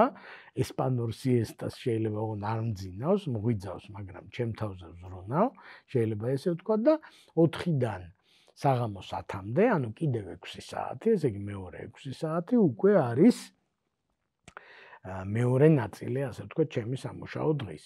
ანუ ცოტას ჯამში არ ვმუშაობ ნამდვილად, მაგრამ ესეთ რიტმში. ოღონდ ეგ გარკვეული მაქვს, რომ აი მაგალითად შენ რომ მითხრა ეხლა რომ რაღაცა იდეები მაქვს და მოდი მინდა რომ ეს იდეები გავიარო შენთან ერთად, რომ შევეცდები რომ დღის პირველი ნახევრის დრო ვიპოვო, თუნდაც მოშორებით კალენდარში მაგარი ამბებია ჩემ კალენდარში და დილის ამბავს ვიპოვი და ესა. ანუ ეს რახან დილის 11 საათზე გადავწყვიტეთ ამ პოდკასტის ჩაწერა, თქვენ მიიღეთ სხვა სანდრო, ასე ვთქვათ და სალონურ საუბრებს არაფერს არ უჩივიან, აგერ ხალხი დასწრებია, მაგრამ საღამოს 8 საათზეა და საღამოს 8 საათზე მე ვარ ისეთი, როგორიც ვარ საღამოს 8 საათზე და დილის 11 საათზე ვარ ისეთი, როგორიც ვარ და ეს შენი რესურსების დაგეგმვა საათობრივად დილას რაჯობია აკეთო, საღამოს რაჯობია აკეთო, ბევრი ხალხი როცა არის რაჯობია, მანდ გამოგდის თუ არა პროდუქტიულობა, არის ხალხი, რომელიც ვერაფრით ვერ არის პროდუქტიული, როცა ოფისში ირევა ხალხი და ესა და შესვენების დროს განსაკუთრებით ჯოგებად ვიღაცა მიდის, ვიღაცა მოდის და ასე შემდეგ, ხო? შენ თავს მაგდენი პატივი უნდა სწერო, რაღაცნაირად ადაპტირდე და შეეცადო რომ ისქნა, ხო? და ეხა მაქვს თუ არა ხალისი ყოველ დღე რომ გავიღვიძო 5 საათზე, იმიტომ რომ 7-ზე სამუშაო დღე დავიწყო, რა თქმა უნდა, არავის არ აქვს ხალისი, რომ ყოველ დღე 5 საათზე დაიძინოს. მაქვს თუ არა ხალისი, რომ 10 საათზე დავიძინო, იმიტომ რომ 5 საათზე უნდა გავიღვიძო, რა თქმა უნდა, ყოველთვის არ მაქვს. ხანდახან მიხარია, ხო, დაძინება ცოტა მარტივია, იმიტომ რომ ისეთ დაღლილი ვარ, რომ მოკლედ თავისთავად, მაგრამ ბალიში რომ დაგიძახებს 5 საათზე რომ დარეკავს მაღვიძარად, ბალიში რომ გეტყვის რომ ცოტა ხანსაც დარჩი ჩემთან, მოკლედ ძალიან დიდი ცდუნებაა, ასე ვთქვათ, რომ თავი დადო ისევ და გააგრძელო და მანდ დისციპლინა აკეთებს იმას რა. ესეთი მაგალითიც მაქვს, რომ ერთხელ ვიყიდე 1 წლიანი აბონემენტი აუზის, ძალიან ძვირი გადავიხადე, აი მოვიგლიჯე ესე ფინანსურად და ისა და რომ გავივიდა 1 წლიან აბონემენტს რო გავივიდავა და აღმოჩნდა რომ ამ ნამყოფი ვარ 14 ჯერ. ანუ თვეში ერთხელ, ანუ პირველ თვეში 3 ჯერ და მერე თვეში ერთხელ ჩათვალე. და რა სირცხვილია, ხო? რატომ? იმიტომ რომ დაკავებული ვარ, იმიტომ რომ ისა, იმიტომ რომ დილას თქვი რომ მოდი საღამოს წავალ, საღამოს თქვი რომ მოდი ხვალდილით წავალ და ასე შემდეგ და მოკლედ დაიკარგა ეს ამბავი. შემდეგი აბონემენტი ვიყიდე, კიდე მოვიგლიჯე ის დიდი თანხა ესე იგი გულიდან და ჩემ თავს მივეცი პირობა. რომ დილას მაღვიძარა რომ დარეკავს, დილაობით ვაპირებდი აუზზე სიარულ სამსახურამდე მაშინ. დილას მაღვიძარა რომ დარეკავს, ჩემ თავს მივეცი პირობა, რომ რაც უნდა დაღლილი ვიყო და არამოტივირებული, ჩავიცვამ, ბოლომდე გავემზადები და გასასვლელ კართან მივალ. და თუ გასასვლელ კართან მისული გადავწყვეტ, რომ დავბრუნდე და დავიძინო, მაქვს ამის უფლება. ანუ ეს რიტუალი რომ ჩავიცვა, უნდა შევასრულო, წარმოიდგინეთ რომ არც ერთხელ არ მომხდარა ეგ რომ კარიდან დავბრუნებულიყავი და დამეძინა. იმიტომ რომ ძნელი ბალიშს მიზიდულობა აქვს ახლოდან და შორიდან ბალიშს მიზიდულობა აღარ აქვს და პირს რო დაიბანდა კართან რომ მიხვალ, ბალიშში უკვე გამქრალია, ასე ვთქვათ, ცნობიერებიდან, ხო? ამიტომ აი პირველ ნაბიჯზე რომ ვლაპარაკობ, მაგასაც ვაგულისხმობთ, რომ შენი საწოლიდან შენი სახლის გასასვლელ კარამდე შეიძლება იყოს უფრო შორი მენტალურად, ვიდრე იქიდან ევერესტამდე. ხო, ანუ ესეთი ის გამოდის რა და ამიტომ ამ პატარა მანძილების გავლას თუ დავამუღამებ დისციპლინით, მერე რაღაცეებიც მოვა. კი, ზუსტად. არა, მე ვფიქრობ, რომ თქვენი სამუშაო რიტმიც და ჩემიც გარკვეულწილად ერთმანეთს ეხმიანობენ, იმიტომ რომ აი ამასთან დაკავშირებით მახსენდება, მეც ასეთი წესი მაქვს ხოლმე. დღის პირველ ნახევარში თუ რამე ნაშრომზე მუშაობა მიძევს, ხო, ხდება იდეების გენერაცია, ასე ვთქვათ, და დღის მეორე ნახევარში უკვე მუშაობს კოლიოებით გაფორმებას, ბიბლიოგრაფიაზე და ასე შემდეგ. დილის ადამიანი ყოფილ ხარ თავი. კი, და ეს მნიშვნელოვანია. ხო. თუმცა ეგეც უნდა ვთქვათ, რომ ზუსტად პირიქით არის ვიღაცა და ისიც. ხო, ვიღაცა შეიძლება პირიქით იყოს შუაღამისას, ხო. გუშინ გაკეთებული მეების კოლიოებს და საღამეზის მე ვიცნობდი ადამიანს, რომელიც იღვიძებდა დღის 4 საათზე, ესე იგი, არაპროდუქტიულ რაღაცეებს, აი შეხვედრებს რაღაცეებს, მოკლედ მაგ 4 საათიდან 6-ზე იწყებდა მუშაობას, 6-დან დაღამებამდე ფაქტიურად შეხვედრებზე და რაღაცეებზე ხარჯავდა და აი რომ დაღამდებოდა და ყველა რომ დაიძინებდა, ეს ადამიანი იწყებდა თავის ყველაზე პროდუქტიულ ღამის ცვლას. ასე ღამის ცვლაში მუშაობდა. ხო არსებობს ხალხი, რომელიც ამ ადამიანს თვითონ დაუნიშნა თავის თავს ღამის ცვლა. მისთვის ძალიან პროდუქტიული იყო და მე ძალიან კარგად მესმის, იმიტომ რომ დილას სანამ ოფისში წავალ ხოლმე 9 საათზე.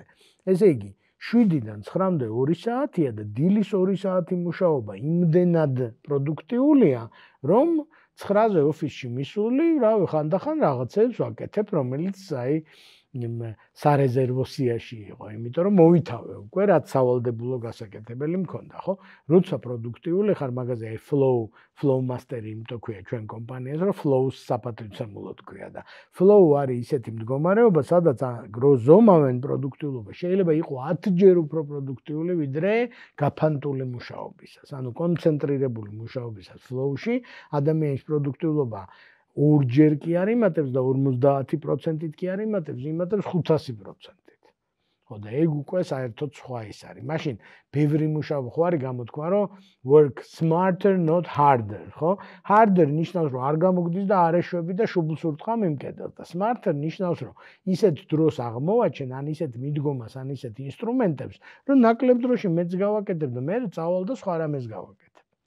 ან დავიშვენებ. ეხლა მინდოდა რომ მენტალურად ძლიერი ადამიანების მაგალითებზე თუ შეგვიძლია ვისაუბრო, თუნდაც ფილმებიდან რო ვიღოთ, ან წიგნიდან, ან უშუალოდ ისტორიული პროცესებიდან. აი მე მაგალითად ეხლა არჩევნები მოვიტოვეთ, ხო, ამერიკის არჩევნები იყო და დონალდ ტრამპმა გაიმარჯვა. და ეხლა არ შევეხები აქ არც პოლიტიკურ მხარეს, არც პოლიტიკურ იდეოლოგიას და მსოფლმხედვას, მაგრამ ზოგადად ადამიანი და პიროვნება თვითონ საინტერესოა, იმიტომ რომ საკმაოდ დიდ ასაკში აგებს არჩევნებს, მერე ახერხებს ახალი მოძრაობის გამოწყებას, აი ყველანაირი პოლიტიკისგან დამოუკიდებლად და რა ვიცი, ეს ახალი მოძრაობა გვირგვინდება გამარჯვებით და არის მოგებული. საკმაოდ დიდ ასაკში, ხო, 80 წელს მიღწეული, ან შეიძლება გადაცილებულიც არის და ჩემთვის პირადად მე ასე ვხედავ, რომ ამ ადამიანის გამარჯვებაში ისევ და ისევ პოლიტიკას და იდეოლოგიას მე გვერდით მოვიტოვებ, ერთ-ერთი გამსაზღვრელი ფაქტორი არის თვითონ მისი პიროვნება და ის თვისებები, რომლებიც არის დაკავშირებული მის პიროვნებასთან და მე რა თვისებებს ხედავ. ეს სიძლიერე და ასე ვიტყოდი ანტილუზერობა. არ არის ლუზერისტი, რაღაც გამარჯვებულის მენტალიტეტი აქვს, ასე ვთქვათ, ამ კაც რაღაც ძალა და სახსალამათობა და მე ასე მგონია, რომ ალბათ ადამიანებმა შეიძლება ამ თვისებების გამოისობითაც მისცეს ხმა და არ ვიცი ხე ეს ჩემულად განმოვითარე და მე ეს მაგალითი მოვიყვანეთ. აი თქვენც ასე ვთქვათ რაღაც ხიდი რო გავაბართ თქვენ. მე ესე იგი მაგ მიმართულებით არ წავიდოდი, როგორც შევთანხმდით, ესე იგი თქვენ მწვერვალებისკენ ეკაჩებით და მე შევეცდები რომ ბარში ჩამოვიდეთ. მოკლედ მე ვიტყოდი რომ აი უბრალო გმირები, ასე ვთქვათ რა, ეგეთი ნაწარმოებიც არსებობს, ესე იგი რომ მოკლედ ჩვენ გვიყვარს შემჩნევა სტივ ჯობსების და ვერ შემჩნევა დედა ჩვენების. ხო.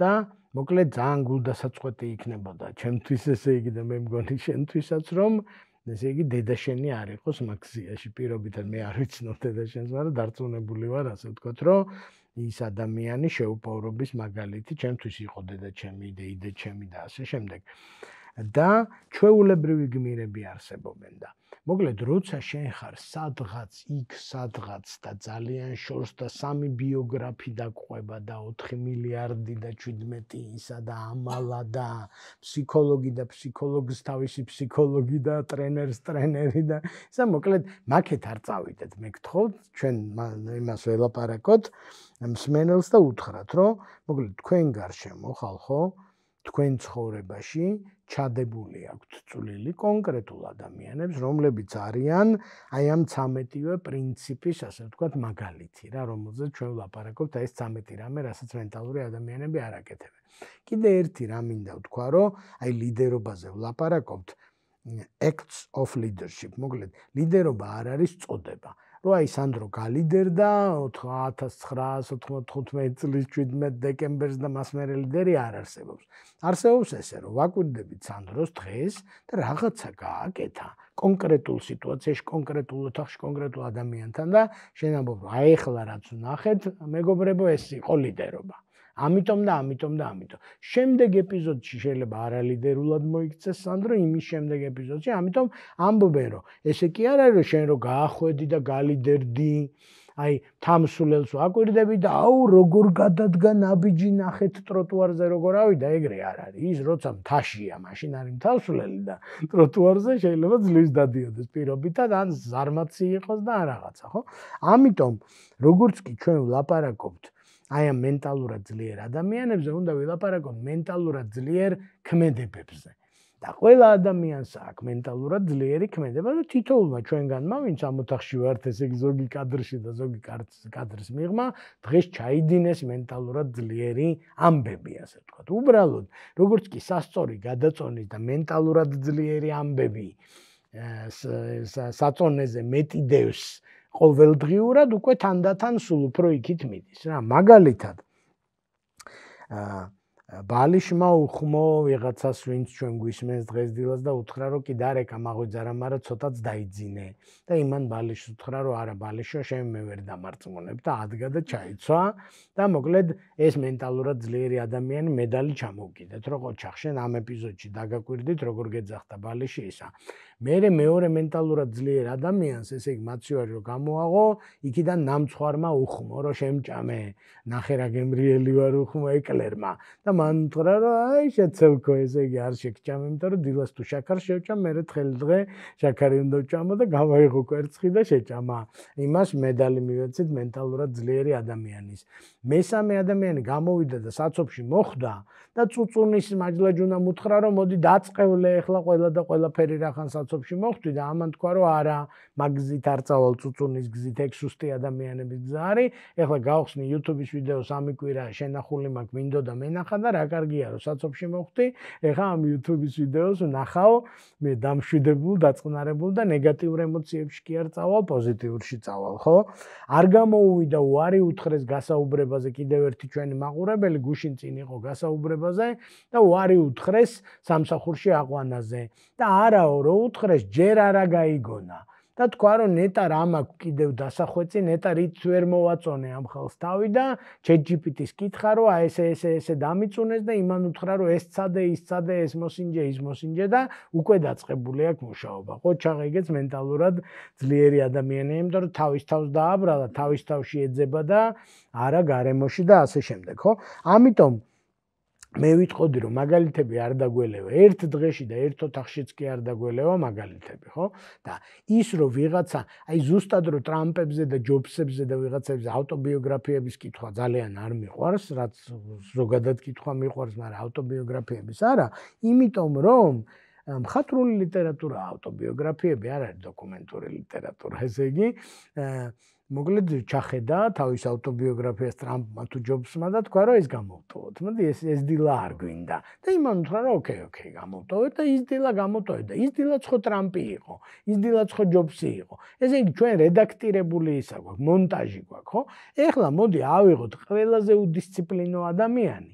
მისი 70 წლიანი ცხოვრება დავამონტაჟოთ 6 წუთიან ფილმად და მივიღებთ ყველაზე დისციპლინირებულ ადამიანს. იმიტომ რომ 6 წუთი დისციპლინა ყოველას ცხოვრებაშია.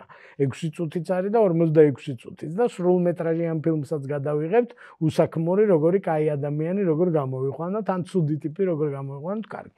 ამიტომ ჩემი რჩევა იქნებოდა, რომ სადაც მონტაჟს კი არ უყურებ, სადაც უყურებ ლაივში დაღლილ დაკანცულს დედას რო უყურებ, აი მანდ დააკვირდი და თქვი რომ აბა სად არის მენტალურად ძლიერი ადამიანი და როდის არ ჩანს, როდის ჩანს სისუსტე და როდის ჩანს სიძლიერე, ხო? და რავი, მე შემიძლია ვთქვა რომ მე მყავდა პედაგოგები, რომლებიც იყვნენ გმირები, ჩვეულებრივი გმირები იყვნენ და არ ნებდებოდნენ და აი 7 მწვერვალი რო დალაშქრა იმ კაცმა ეგვიპტელმა. იმაზე მაგარი იყო ჩემი მათემატიკის მასწავლებელი გრიშა, რომელსაც არც ერთი მწვერვალი არ დალაშქრა იმ 7-დან, მაგრამ ბევრი სხვა უხილავი მწვერვალები დალაშქრა შინაგანი წინააღმდეგობის და პედაგოგობის მძიმე ტვირთის და ერთგული დარჩა თავის პროფესიის და ასე შემდეგ. მეცნიერს ვიპოვით, რომელსაც საშინელი ცხოვრება ჰქონდა, ფიროსმანი ვნახოთ, ესე საშინელი ცხოვრება ჰქონდა და აი ეგ არის გმირობა. ჩვენ გვიყვარს აი ბეზეებიანი რაღაცაები გვიყვარს მოკლედ ეგეთი რა რაღაცნაირი ჭყვიალა და ოქროში ამოვლებული, ხო? მაგრამ მენტალურად ძლიერი ადამიანები მაგალითად არ წუწუნებენ რა და ძალიან კარგი მას მოусმინე, ამას წინათ მოусმინე TED Talks, რომელიც აგებულია არქტიკის 2 ადამიანები არის. ადამიანი არქტიკის მთავარი მკვლევარები, ვის გამოც ერთი არის ბრიტანელი, გვარები არ მახსოვს სამწუხაროდ და რომ დაგუგლოთ იპოვეთ. და მეორე არის შვედი. და ეს შვედი იყო ძალიან მაგარი დამგეგმავი და ძალიან მაგარი ლიდერი და ძალიან ბევრი აღმოჩენა აქვს, ისე რომ ერთი კაციც არ დაღუპულა მის ექსპედიციებში. და ამ ბრიტანელმა ნახევარი გემები დაკარგა და მეორე ნახევარი გაიჭედა, კანიბალიზმი წავიდა მის გემებზე, ნახევარმა გუნდმა მეორე ნახევარი შეჭამა. ესე საშინლად ჩაატარა ეს ამბავი და Amazon-ზე რო შეხვიდე იმ ედმუნდსენზე თუ ვიღაცაზე შვედზე არის 2 წიგნი დაწერილი და ამაზე არის 42 წიგნი დაწერილი. ცუდ ლიდერზე არის 42 წიგნი დაწერილი და ნამდვილ გმირზე არის 2 წიგნი დაწერილი, იმიტომ რომ ეს ექშენი გვიყვარს ჩვენ, რომ შეჭამეს, აბა კიდევ მითხარით როგორ შეჭამეს, ვაიმე რა ის არის. და ამ დროს ის დაგეგმა, კარგი გეგმა დაადო და გავიდა ბოლოს ჩამოვიდა, როგორ სიცილით და ესე იგი ვახშმით დაბრუნდნენ არქტიკიდან და შეჭამეს, რაც ჰქონდა წაღებული საჭმელად. ხო და ამათ შეჭამეს ერთმანეთი.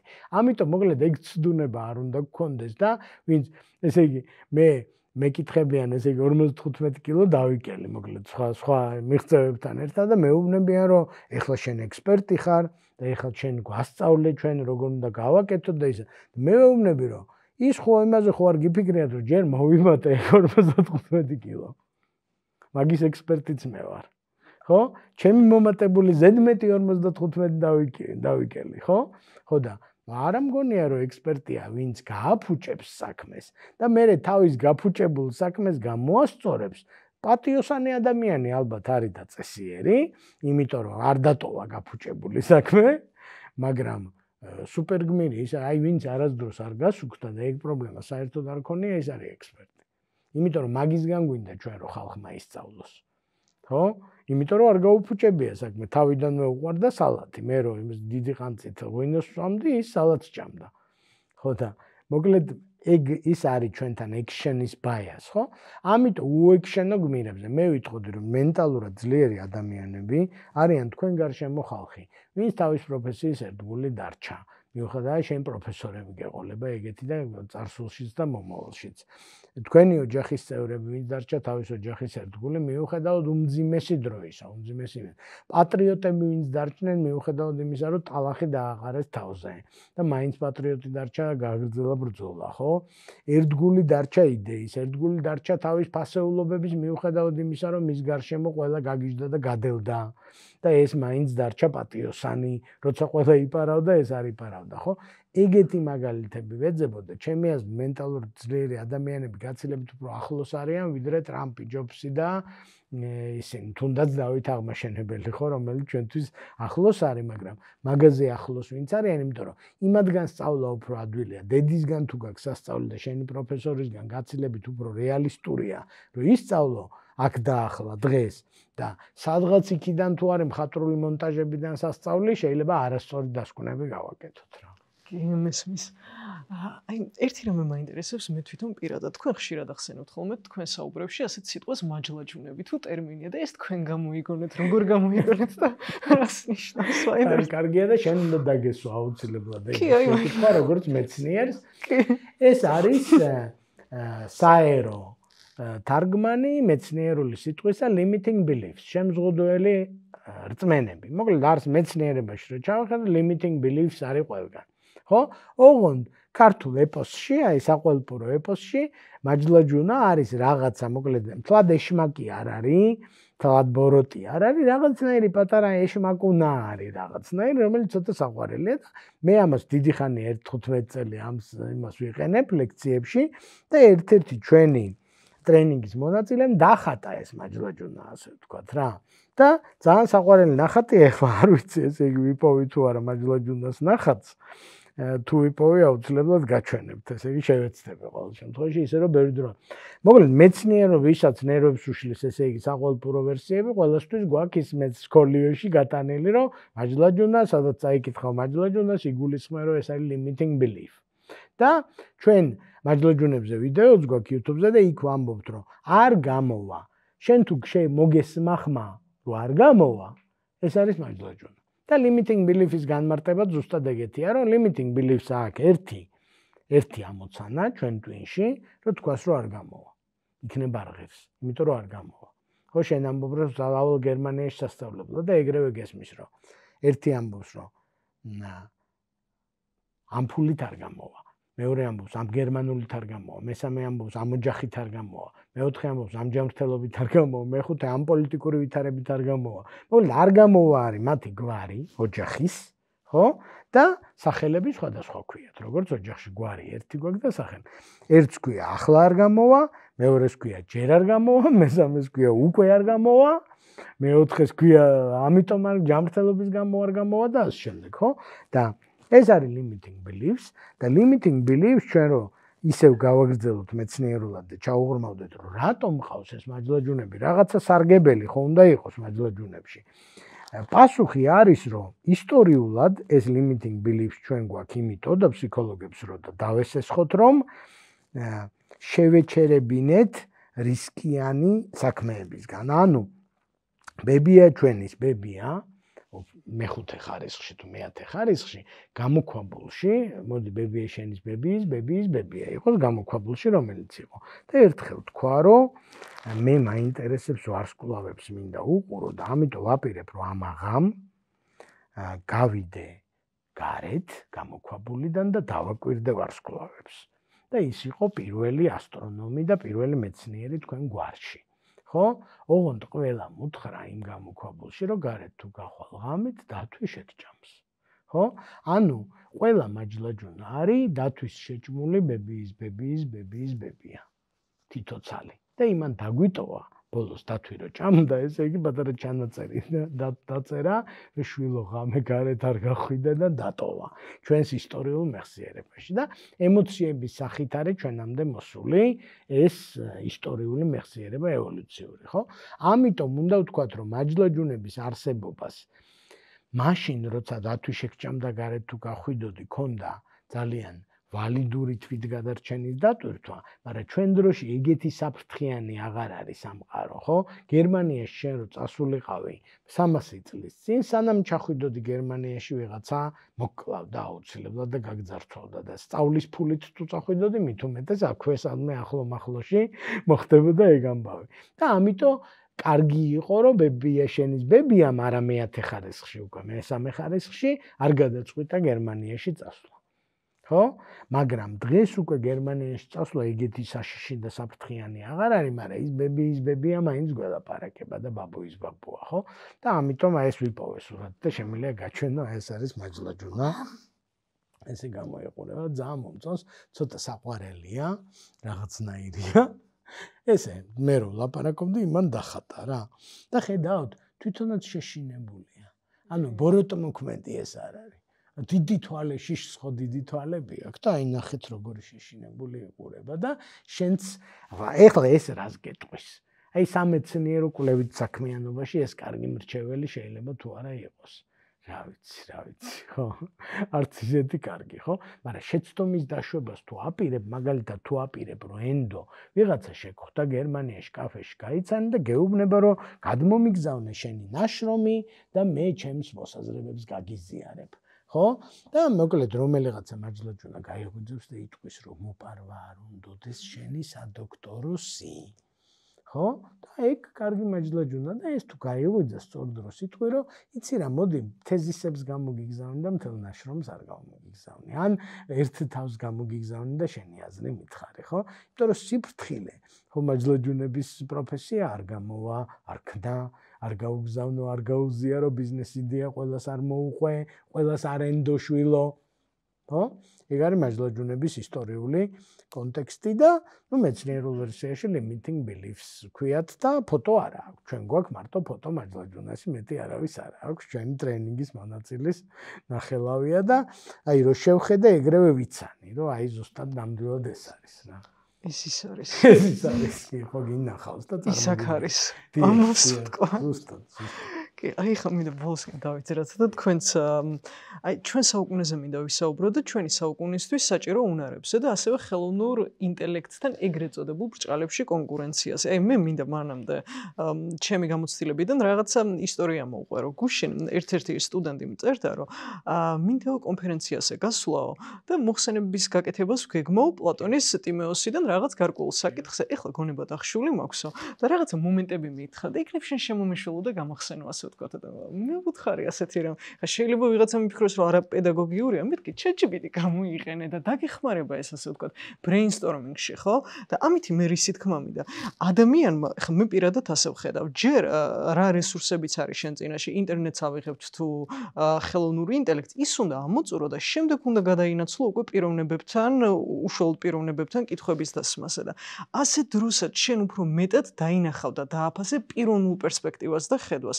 ეხლა მე მომისმენია, ვთქვათ, აი საერთაშორისო აღიარებული სწავლულებისთვის და ხალხს რო კითხვას უსვამ, აი პასუხი მოდის ჩვეულებრივად საენციკლოპედიო სტატია და მე ჩემი თავისთვის კითხვა დამისვამს, რომ მე ხო შემიძლია იმავე კითხვით მივმართო, იგივე ChatGPT იქნება თუ რაღაცა სხვა და მივიღო ეს სტატია და მაშინ რაში მდგომარეობს აი ადამიანის ეგრეთ წოდებული განსაკუთრებულობა და მე ვფიქრობ ეს მდგომარეობს შენ თვალთა ხედვაში, შენ კონცეფციაში, პერსპექტივაში და სიცოცხლეში, ასე ვთქვათ, რომ აი სიცოცხლით სავსე იყოს შენ მიერ თქმული და გადაცემული და მნიშვნელობის წვდომაში და რა თქმა უნდა თავისუფლებაში. თავისუფლება არის რომ ფლობდე შენს მიერ მიწოდებულ გაცემულ ინფორმაციას სიცოცხლეში. მოკლედ, ეგ ხედვა არის ნამდვილად მეცნიერის ხედვა და ნამდვილად არ არის ლიდერის ხედვა და ეხლა მე შევეცდები ამ შეკითხვის მაგალითზე ეს ვქნა.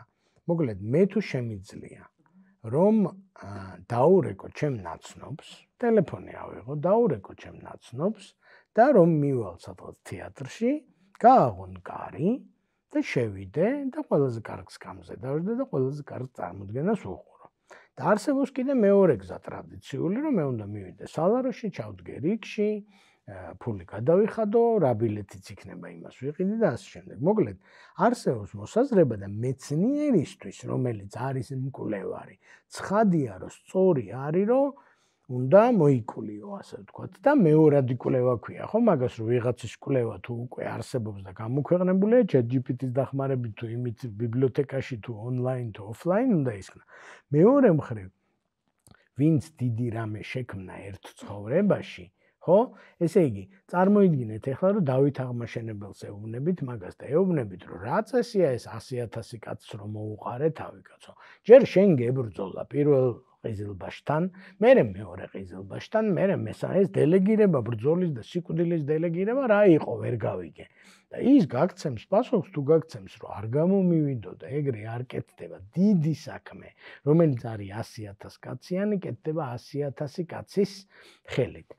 ეხლა შეკითხვა მაქვს რომ შენ რომ გერმანიაში წახვალ და იმ უნივერსიტეტში რო იქნები დოქტორანტი ძალიან კარგი. იმის რექტორმა შენ გკითხოს შენი კვლევის სფეროზე შეკითხვა თუ ექნება თუ მაინც თვითონ იკულიოს და მოიკულიოს. და პასუხი არის თუ ის რექტორია და თუ ის ლიდერშიპში გადავიდა, იმისთვის დრო არის ყველაზე იშვიათი რესურსი და თუ შენთვის კითხვა უფრო სწრაფად გასცემდა სწორ პასუხს, ვიდრე კითხვა ChatGPT-ისთვის შენ უნდა გკითხოს და თუ ChatGPT უფრო სწრაფად უპასუხებს, რა თქმა უნდა ChatGPT-ს. ამიტომ ეხა მე ვიტყვი, ეხა გავყოფ, რომ სწორი პასუხი ჩემთვის არის, რომ თუ გენერატიული შეკითხვა მაქვს, რომელსაც სჭირდება ემოციაც, კონტექსტის გააზრება და ყველაფერი, რაც ChatGPT-ს არ შეუძლია, შენ უნდა გკითხო. და ჯობია რომ შენ კითხო ChatGPT-ს და მე ChatGPT-ს პასუხი გამიფილტრო, გამიმარტივო და მომცე, ხო? ძალიან მარტივი იყო პირველივე წუთზე ჩვენი პოდკასტის უნდა გეთქვათ რომ რა პოდკასტი აგიწყდათ, აგერ არის წიგნი და წაიკითხეთ და გაიგებთ რას არა, მაგრამ არ ვქენით ეს ამბავი და ვთქვით რომ მადლობა რომ გვიყურებთ, იმიტომ რომ ჩვენ გადმოგცემთ ჩვენ ინტერპრეტაციას, ხო? და ამიტომ ჩვენ ვამბობთ რომ იქ სადაც ინტერპრეტაცია შეამარილი, რა თქმა უნდა ადამიანი გვჭირდება და იქ სადაც და პროფესორი რატო მიდის ფიზიკურად და რატო ასწავლის თავის მოსწავლეებს, იმიტომ რომ შეკითხვა დაისმება იქ გენერატიული ჭკვიანური შეკითხვას დასვამს ჭკვიანი სტუდენტი და გაგეღიმება შენ და იტყვი რომ აი რა საინტერესო შეკითხვაა და ChatGPT შენს ამ ცდარ პასუხს გასცემს, იმიტომ რომ შეკითხვაა თვითონ ცოტა უცნაური და შენ არ გასცემ ცდარ პასუხს, იმიტომ რომ შეკითხვის კონტექსტიც გაიგე, არავერბალური როგორ იყო დასმული, ქედმაღლურად იყო დასმული თუ ღიმილით თუ ბოროტი განზრახვით და ასე შემდეგ, ხო?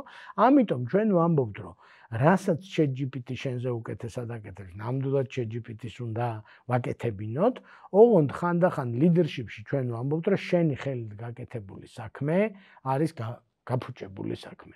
დირიჟორი, ლიდერი არის დირიჟორი და შეიძლება მაგ როგორც შენ ჩამოაყალიბე, წახვიდე კონცერტზე და თქვა რომ ის კაცი რას აკეთებდა კაცო, ის ზედმეტი კაცი ერთი რო იდგა და ჯოხს რო იქნევდა, ჯოხის მკნეველი მე სულ არ მჭირდებოდა მევიოლინე, ჩელისტი, ისა და ჯოხის მკნეველი რაში მჭირდებოდა. ხო და გამარჯობა შენი მევიოლინე სჭირდებოდა ჯოხის მკნეველი, ასე ვთქვათ რა. და შენ მევიოლინე გჭირდებოდა, ანუ საქმეს, კონკრეტულ საქმეს აკეთებს სპეციალისტი. ოღონდ სპეციალისტმა რო თავის საქმე კარგად გააკეთოს, სჭირდება მხარდაჭერა. ხო? და ის მხარდაჭერა არის ლიდერი და ლიდერებს ზუსტად საპირისპიროს ვეუბნებით, რომ Google-შიც თუ იპოვე პასუხს, ჯობია თანამშრომელს კითხო, იმიტომ რომ თვით შეფასებას აუმაღლებ. შეხედე? ანუ მე თუ შენთან შეკითხოთ შემოვალ, შენ თქვი რომ ეთყობა ამის თვალში კაი ტიპი ვარ, ახლა ამ თემაზე მე დამირეკა, ეთყობა მთulis კომპეტენტურ ადამიანად და შენი ეგო მაჯლაჯუნები ცოტას დაიხევენ და შენი პოზიტიური თვითშეფასება დაწინაურდება. ეხლა ეგ რა ღირს ლიდერობის სამყაროში, რომ ვიღაცეები გავაძლიეროთ, მაგარ ტვინიანი ხალხი გავაძლიეროთ. რავი, რა ღირს და ფასდაუდებელია. ხო? ამიტომ, მოკლედ, ის რომ ადამიანი არის რაციო, ადამიანი არ არის რაციო რა. საინტერესო წიგნია Blink და იქ არის ეს ანალოგია, რომ მოკლედ ავტორი იყო ინდოეთში და შეესწრო ესეთ უცნაურ სანახაობას, რომ პატარა ბავშვი, 3 წლის ბავშვი, წარმოიდგინე რამხელა უნდა იყოს, ზის ზრდასრულ სპილოზე. ანუ უშველებელი სპილო, აი მთის ხელა სპილო და 3 წლის ბავშვი აზის სპილოს კისერზე და მართავს, ასე ვთქვათ. ესე უკიდია ყურებს ღელები თუ სადაც კიდებენ და ეს ბავშვი გადაიხრება მარცხნივ, სპილო მოუხვევს, აი როგორც მოტოციკლზე მოუხვევს სპილო მარცხნივ. გადაიხრება ბავშვი მარჯვნივ, სპილო მოუხვევს მარჯვნივ და გადაირია ეს ჩვენი ავტორი, ესე იგი და თქვა რომ საერთოდ როგორ გრძნობს სპილო რომ ვინმე უზის კისერზე რა, ანუ როგორ შეიძლება ნახევარტონიანმა სპილომ ასეთი სიზუსტით, ესე იგი იგრძნოს 15 კილოიანი ბავშვის ბრძანებები. და იქ კითხა ვიღაცა ზრდასრულს, რომ ეს როგორ მართავს ეს ბავშვი ამ სპილოსო, აი უყურებო და ვერაფერ. იმას გაეცინა რომ არა, სპილო წყვიტავს, საით წავიდეს და ბავშვი რო არ გადმოვარდეს, იქით იხრებაო. ანუ სპილო მართავს. სპილო გაუხვევს მარცხნივ, ბავშვმა იცის რომ მარცხნივ თუ არ გადაიხარა მარცხენა მოსახვევში, მარჯვნივ გადმოვარდება. ანუ და შენ გეჩვენება რომ იმან მართა. ეხლა რისთვის მოყავს ეს ანალოგია, რომ ჩვენი ემოციური ტვინი არის სპილო და ჩვენი რაციო არის ბავშვი. ეს რაციო გაჩნდა ეხლა ნეოკორტექსი და ემოციური ტვინი გაჩნდა, როცა გაჩნდა სპილო, ხო? ამიტომ შენ კი ამბობ რომ მე ყველაფერს რაციონალურად უწყვეტავ. ხო? მაგრამ მე გეტყვი რომ მე რო ოთახში შემოვედა, ხელი ჩამოგართო და ცოტა ხანი დავილაპარაკეთ, შენში სპილომ, ანუ ემოციურმა ტვინმა გადაწყვეტა რომ მოსწონებოდა ის ჩემში სპილო თუ რაღაცა. და მერე შენმა რაციომ ამოალაგა უკვე აკადემიური მასალები და რაციონალური განმარტება ისა. ან პირიქით, შენმა სპილომ გადაწყვეტა რომ არ მიეცა ხმა ვიღაცისთვის, იმიტომ რომ ცუდი ტიპია და მერე შენმა რაციომ უკვე ამოალაგა ChatGPT-დან და იმიდან არგუმენტები, ხო? და ამიტომ მაგალითად წარმოიდგინე რომ ყველა გავაგზავნე ChatGPT-სთან. შენ რო ჩახვალ გერმანიაში, ხალხი კითხავს შეკითხვებს, შენ მათ ყველას გააგზავნე ChatGPT-სთან. და საბოლოო ჯამში შენ რო მოღრუბლული დღე გექნება, არავინ აღარ დაგელაპარაკება, იმიტომ რომ იტყვიან რომ ბუა არის ეგ და შენ რო იტყვი რომ ცუდ ხასიათზე ვარ ხალხო და მიშველეთ, ბინას ვეძებ, გეტყვიან რომ ChatGPT გიშველის. ხო? და ვერ გიშველის. ChatGPT რაღაცეებს აკეთებს, რაღაცეებს ვერ აკეთებს. და აი რასაც ChatGPT ვერ აკეთებს, იმას ქვია ჩვენი სოციალური კონტექსტი და აი survival of the fittest. მაგიტომ არ მეშინია მე რომ AI წაგვართმევს, ასე ვთქვათ, სამყაროს, ხო? რომ წაგვართმევს ბავშვის ნაწილს და სპილოს ნაწილს ვერ წაგვართმევს. კი, გასაგები. ანუ ბოლომდე ვიზიარებ თქვენ მიერ ისა თქმულს. უბრალოდ იმისი დაზუსტება მინდოდა, ასე ვთქვათ, რომ თქვენ ერთმანეთისგან გამიჯნეთ ორი სახის შეკითხვა, ხო? და ჩემთვისაც ეს ორი სახის შეკითხვა მნიშვნელოვანი, რა ფორმით მისვამენ კითხვას. უშუალოდ ჩემი პერსპექტივა აინტერესებს თუ რაღაც ზოგადი ინფორმაცია, რომელიც ყველგან დევს. აი და თქვენი საუბარიც მე რომ მომდი პერსპექტივაზე, თვალთა ხედვაზე, მნიშვნელობის წვდომაზე და სიცოცხლეზე, ამითი იყო სავსე და ამიტომ უნდა უყუროს მაყურებელმა. ოღონდ შეხედა უყურე რა არის, რომ წარმოიდგინე რომ ადამიანი მოდის და გეკითხება ისეთ რამეს, რაც ნამდვილად თვითონაც შეუძლია. გეუბნება რომ აი კვადრატული განტოლებაა და მინდა რომ ამოხსნა და წარმოიდგინე რომ შენ ყოველ ჯერზე პასუხობ, რომ შენ ისეთი ჭკვიანი და ნიჭიერი ხარ, რომ დარწმუნებული ვარ, რომ შენით შეძლებ მაგას. შეიძლება კვადრატულ განტოლებაზე კი არ მოგაკითხა, მაგ გამხნევებაზე მოგაკითხა, მაგის გაგონება უნდა და ხან მეუღლე, ერთი მეუღლე, მეორე ქალი მეუღლე, კაც მეუღლეს ეუბნება, რომ როგორ გამოვიყურები. და ყველამ ვიცით, ვისაც რაღაც გამოცდილება გვაქვს, რომ შემაქე არის ეს. აი ეს არ არის შეკითხვა, როგორ გამა. ეს არის რომ მითხარი რომ ზღაპრულად და არჩეულებრივად და მადლობა ღმერთს რომ ყავარ. ხო? ამიტომ შეიძლება ის შეკითხვა შენი სტუდენტის გავიგოთ როგორც ChatGPT-ს მაგივრად შენი გამოყენება და შეიძლება გავიგოთ როგორც სურვილი შენთან კომუნიკაციის. ეხლა გავიგენ დავნებდი ნოკაუტში ბატონი ალექსანდრესკა. მგონი დროა დავასრულოთ ჩვენი გადაცემა. ჩემთვის პირადად საოცრად საინტერესო იყო ჩემი ნოკაუტების მიუხედავად.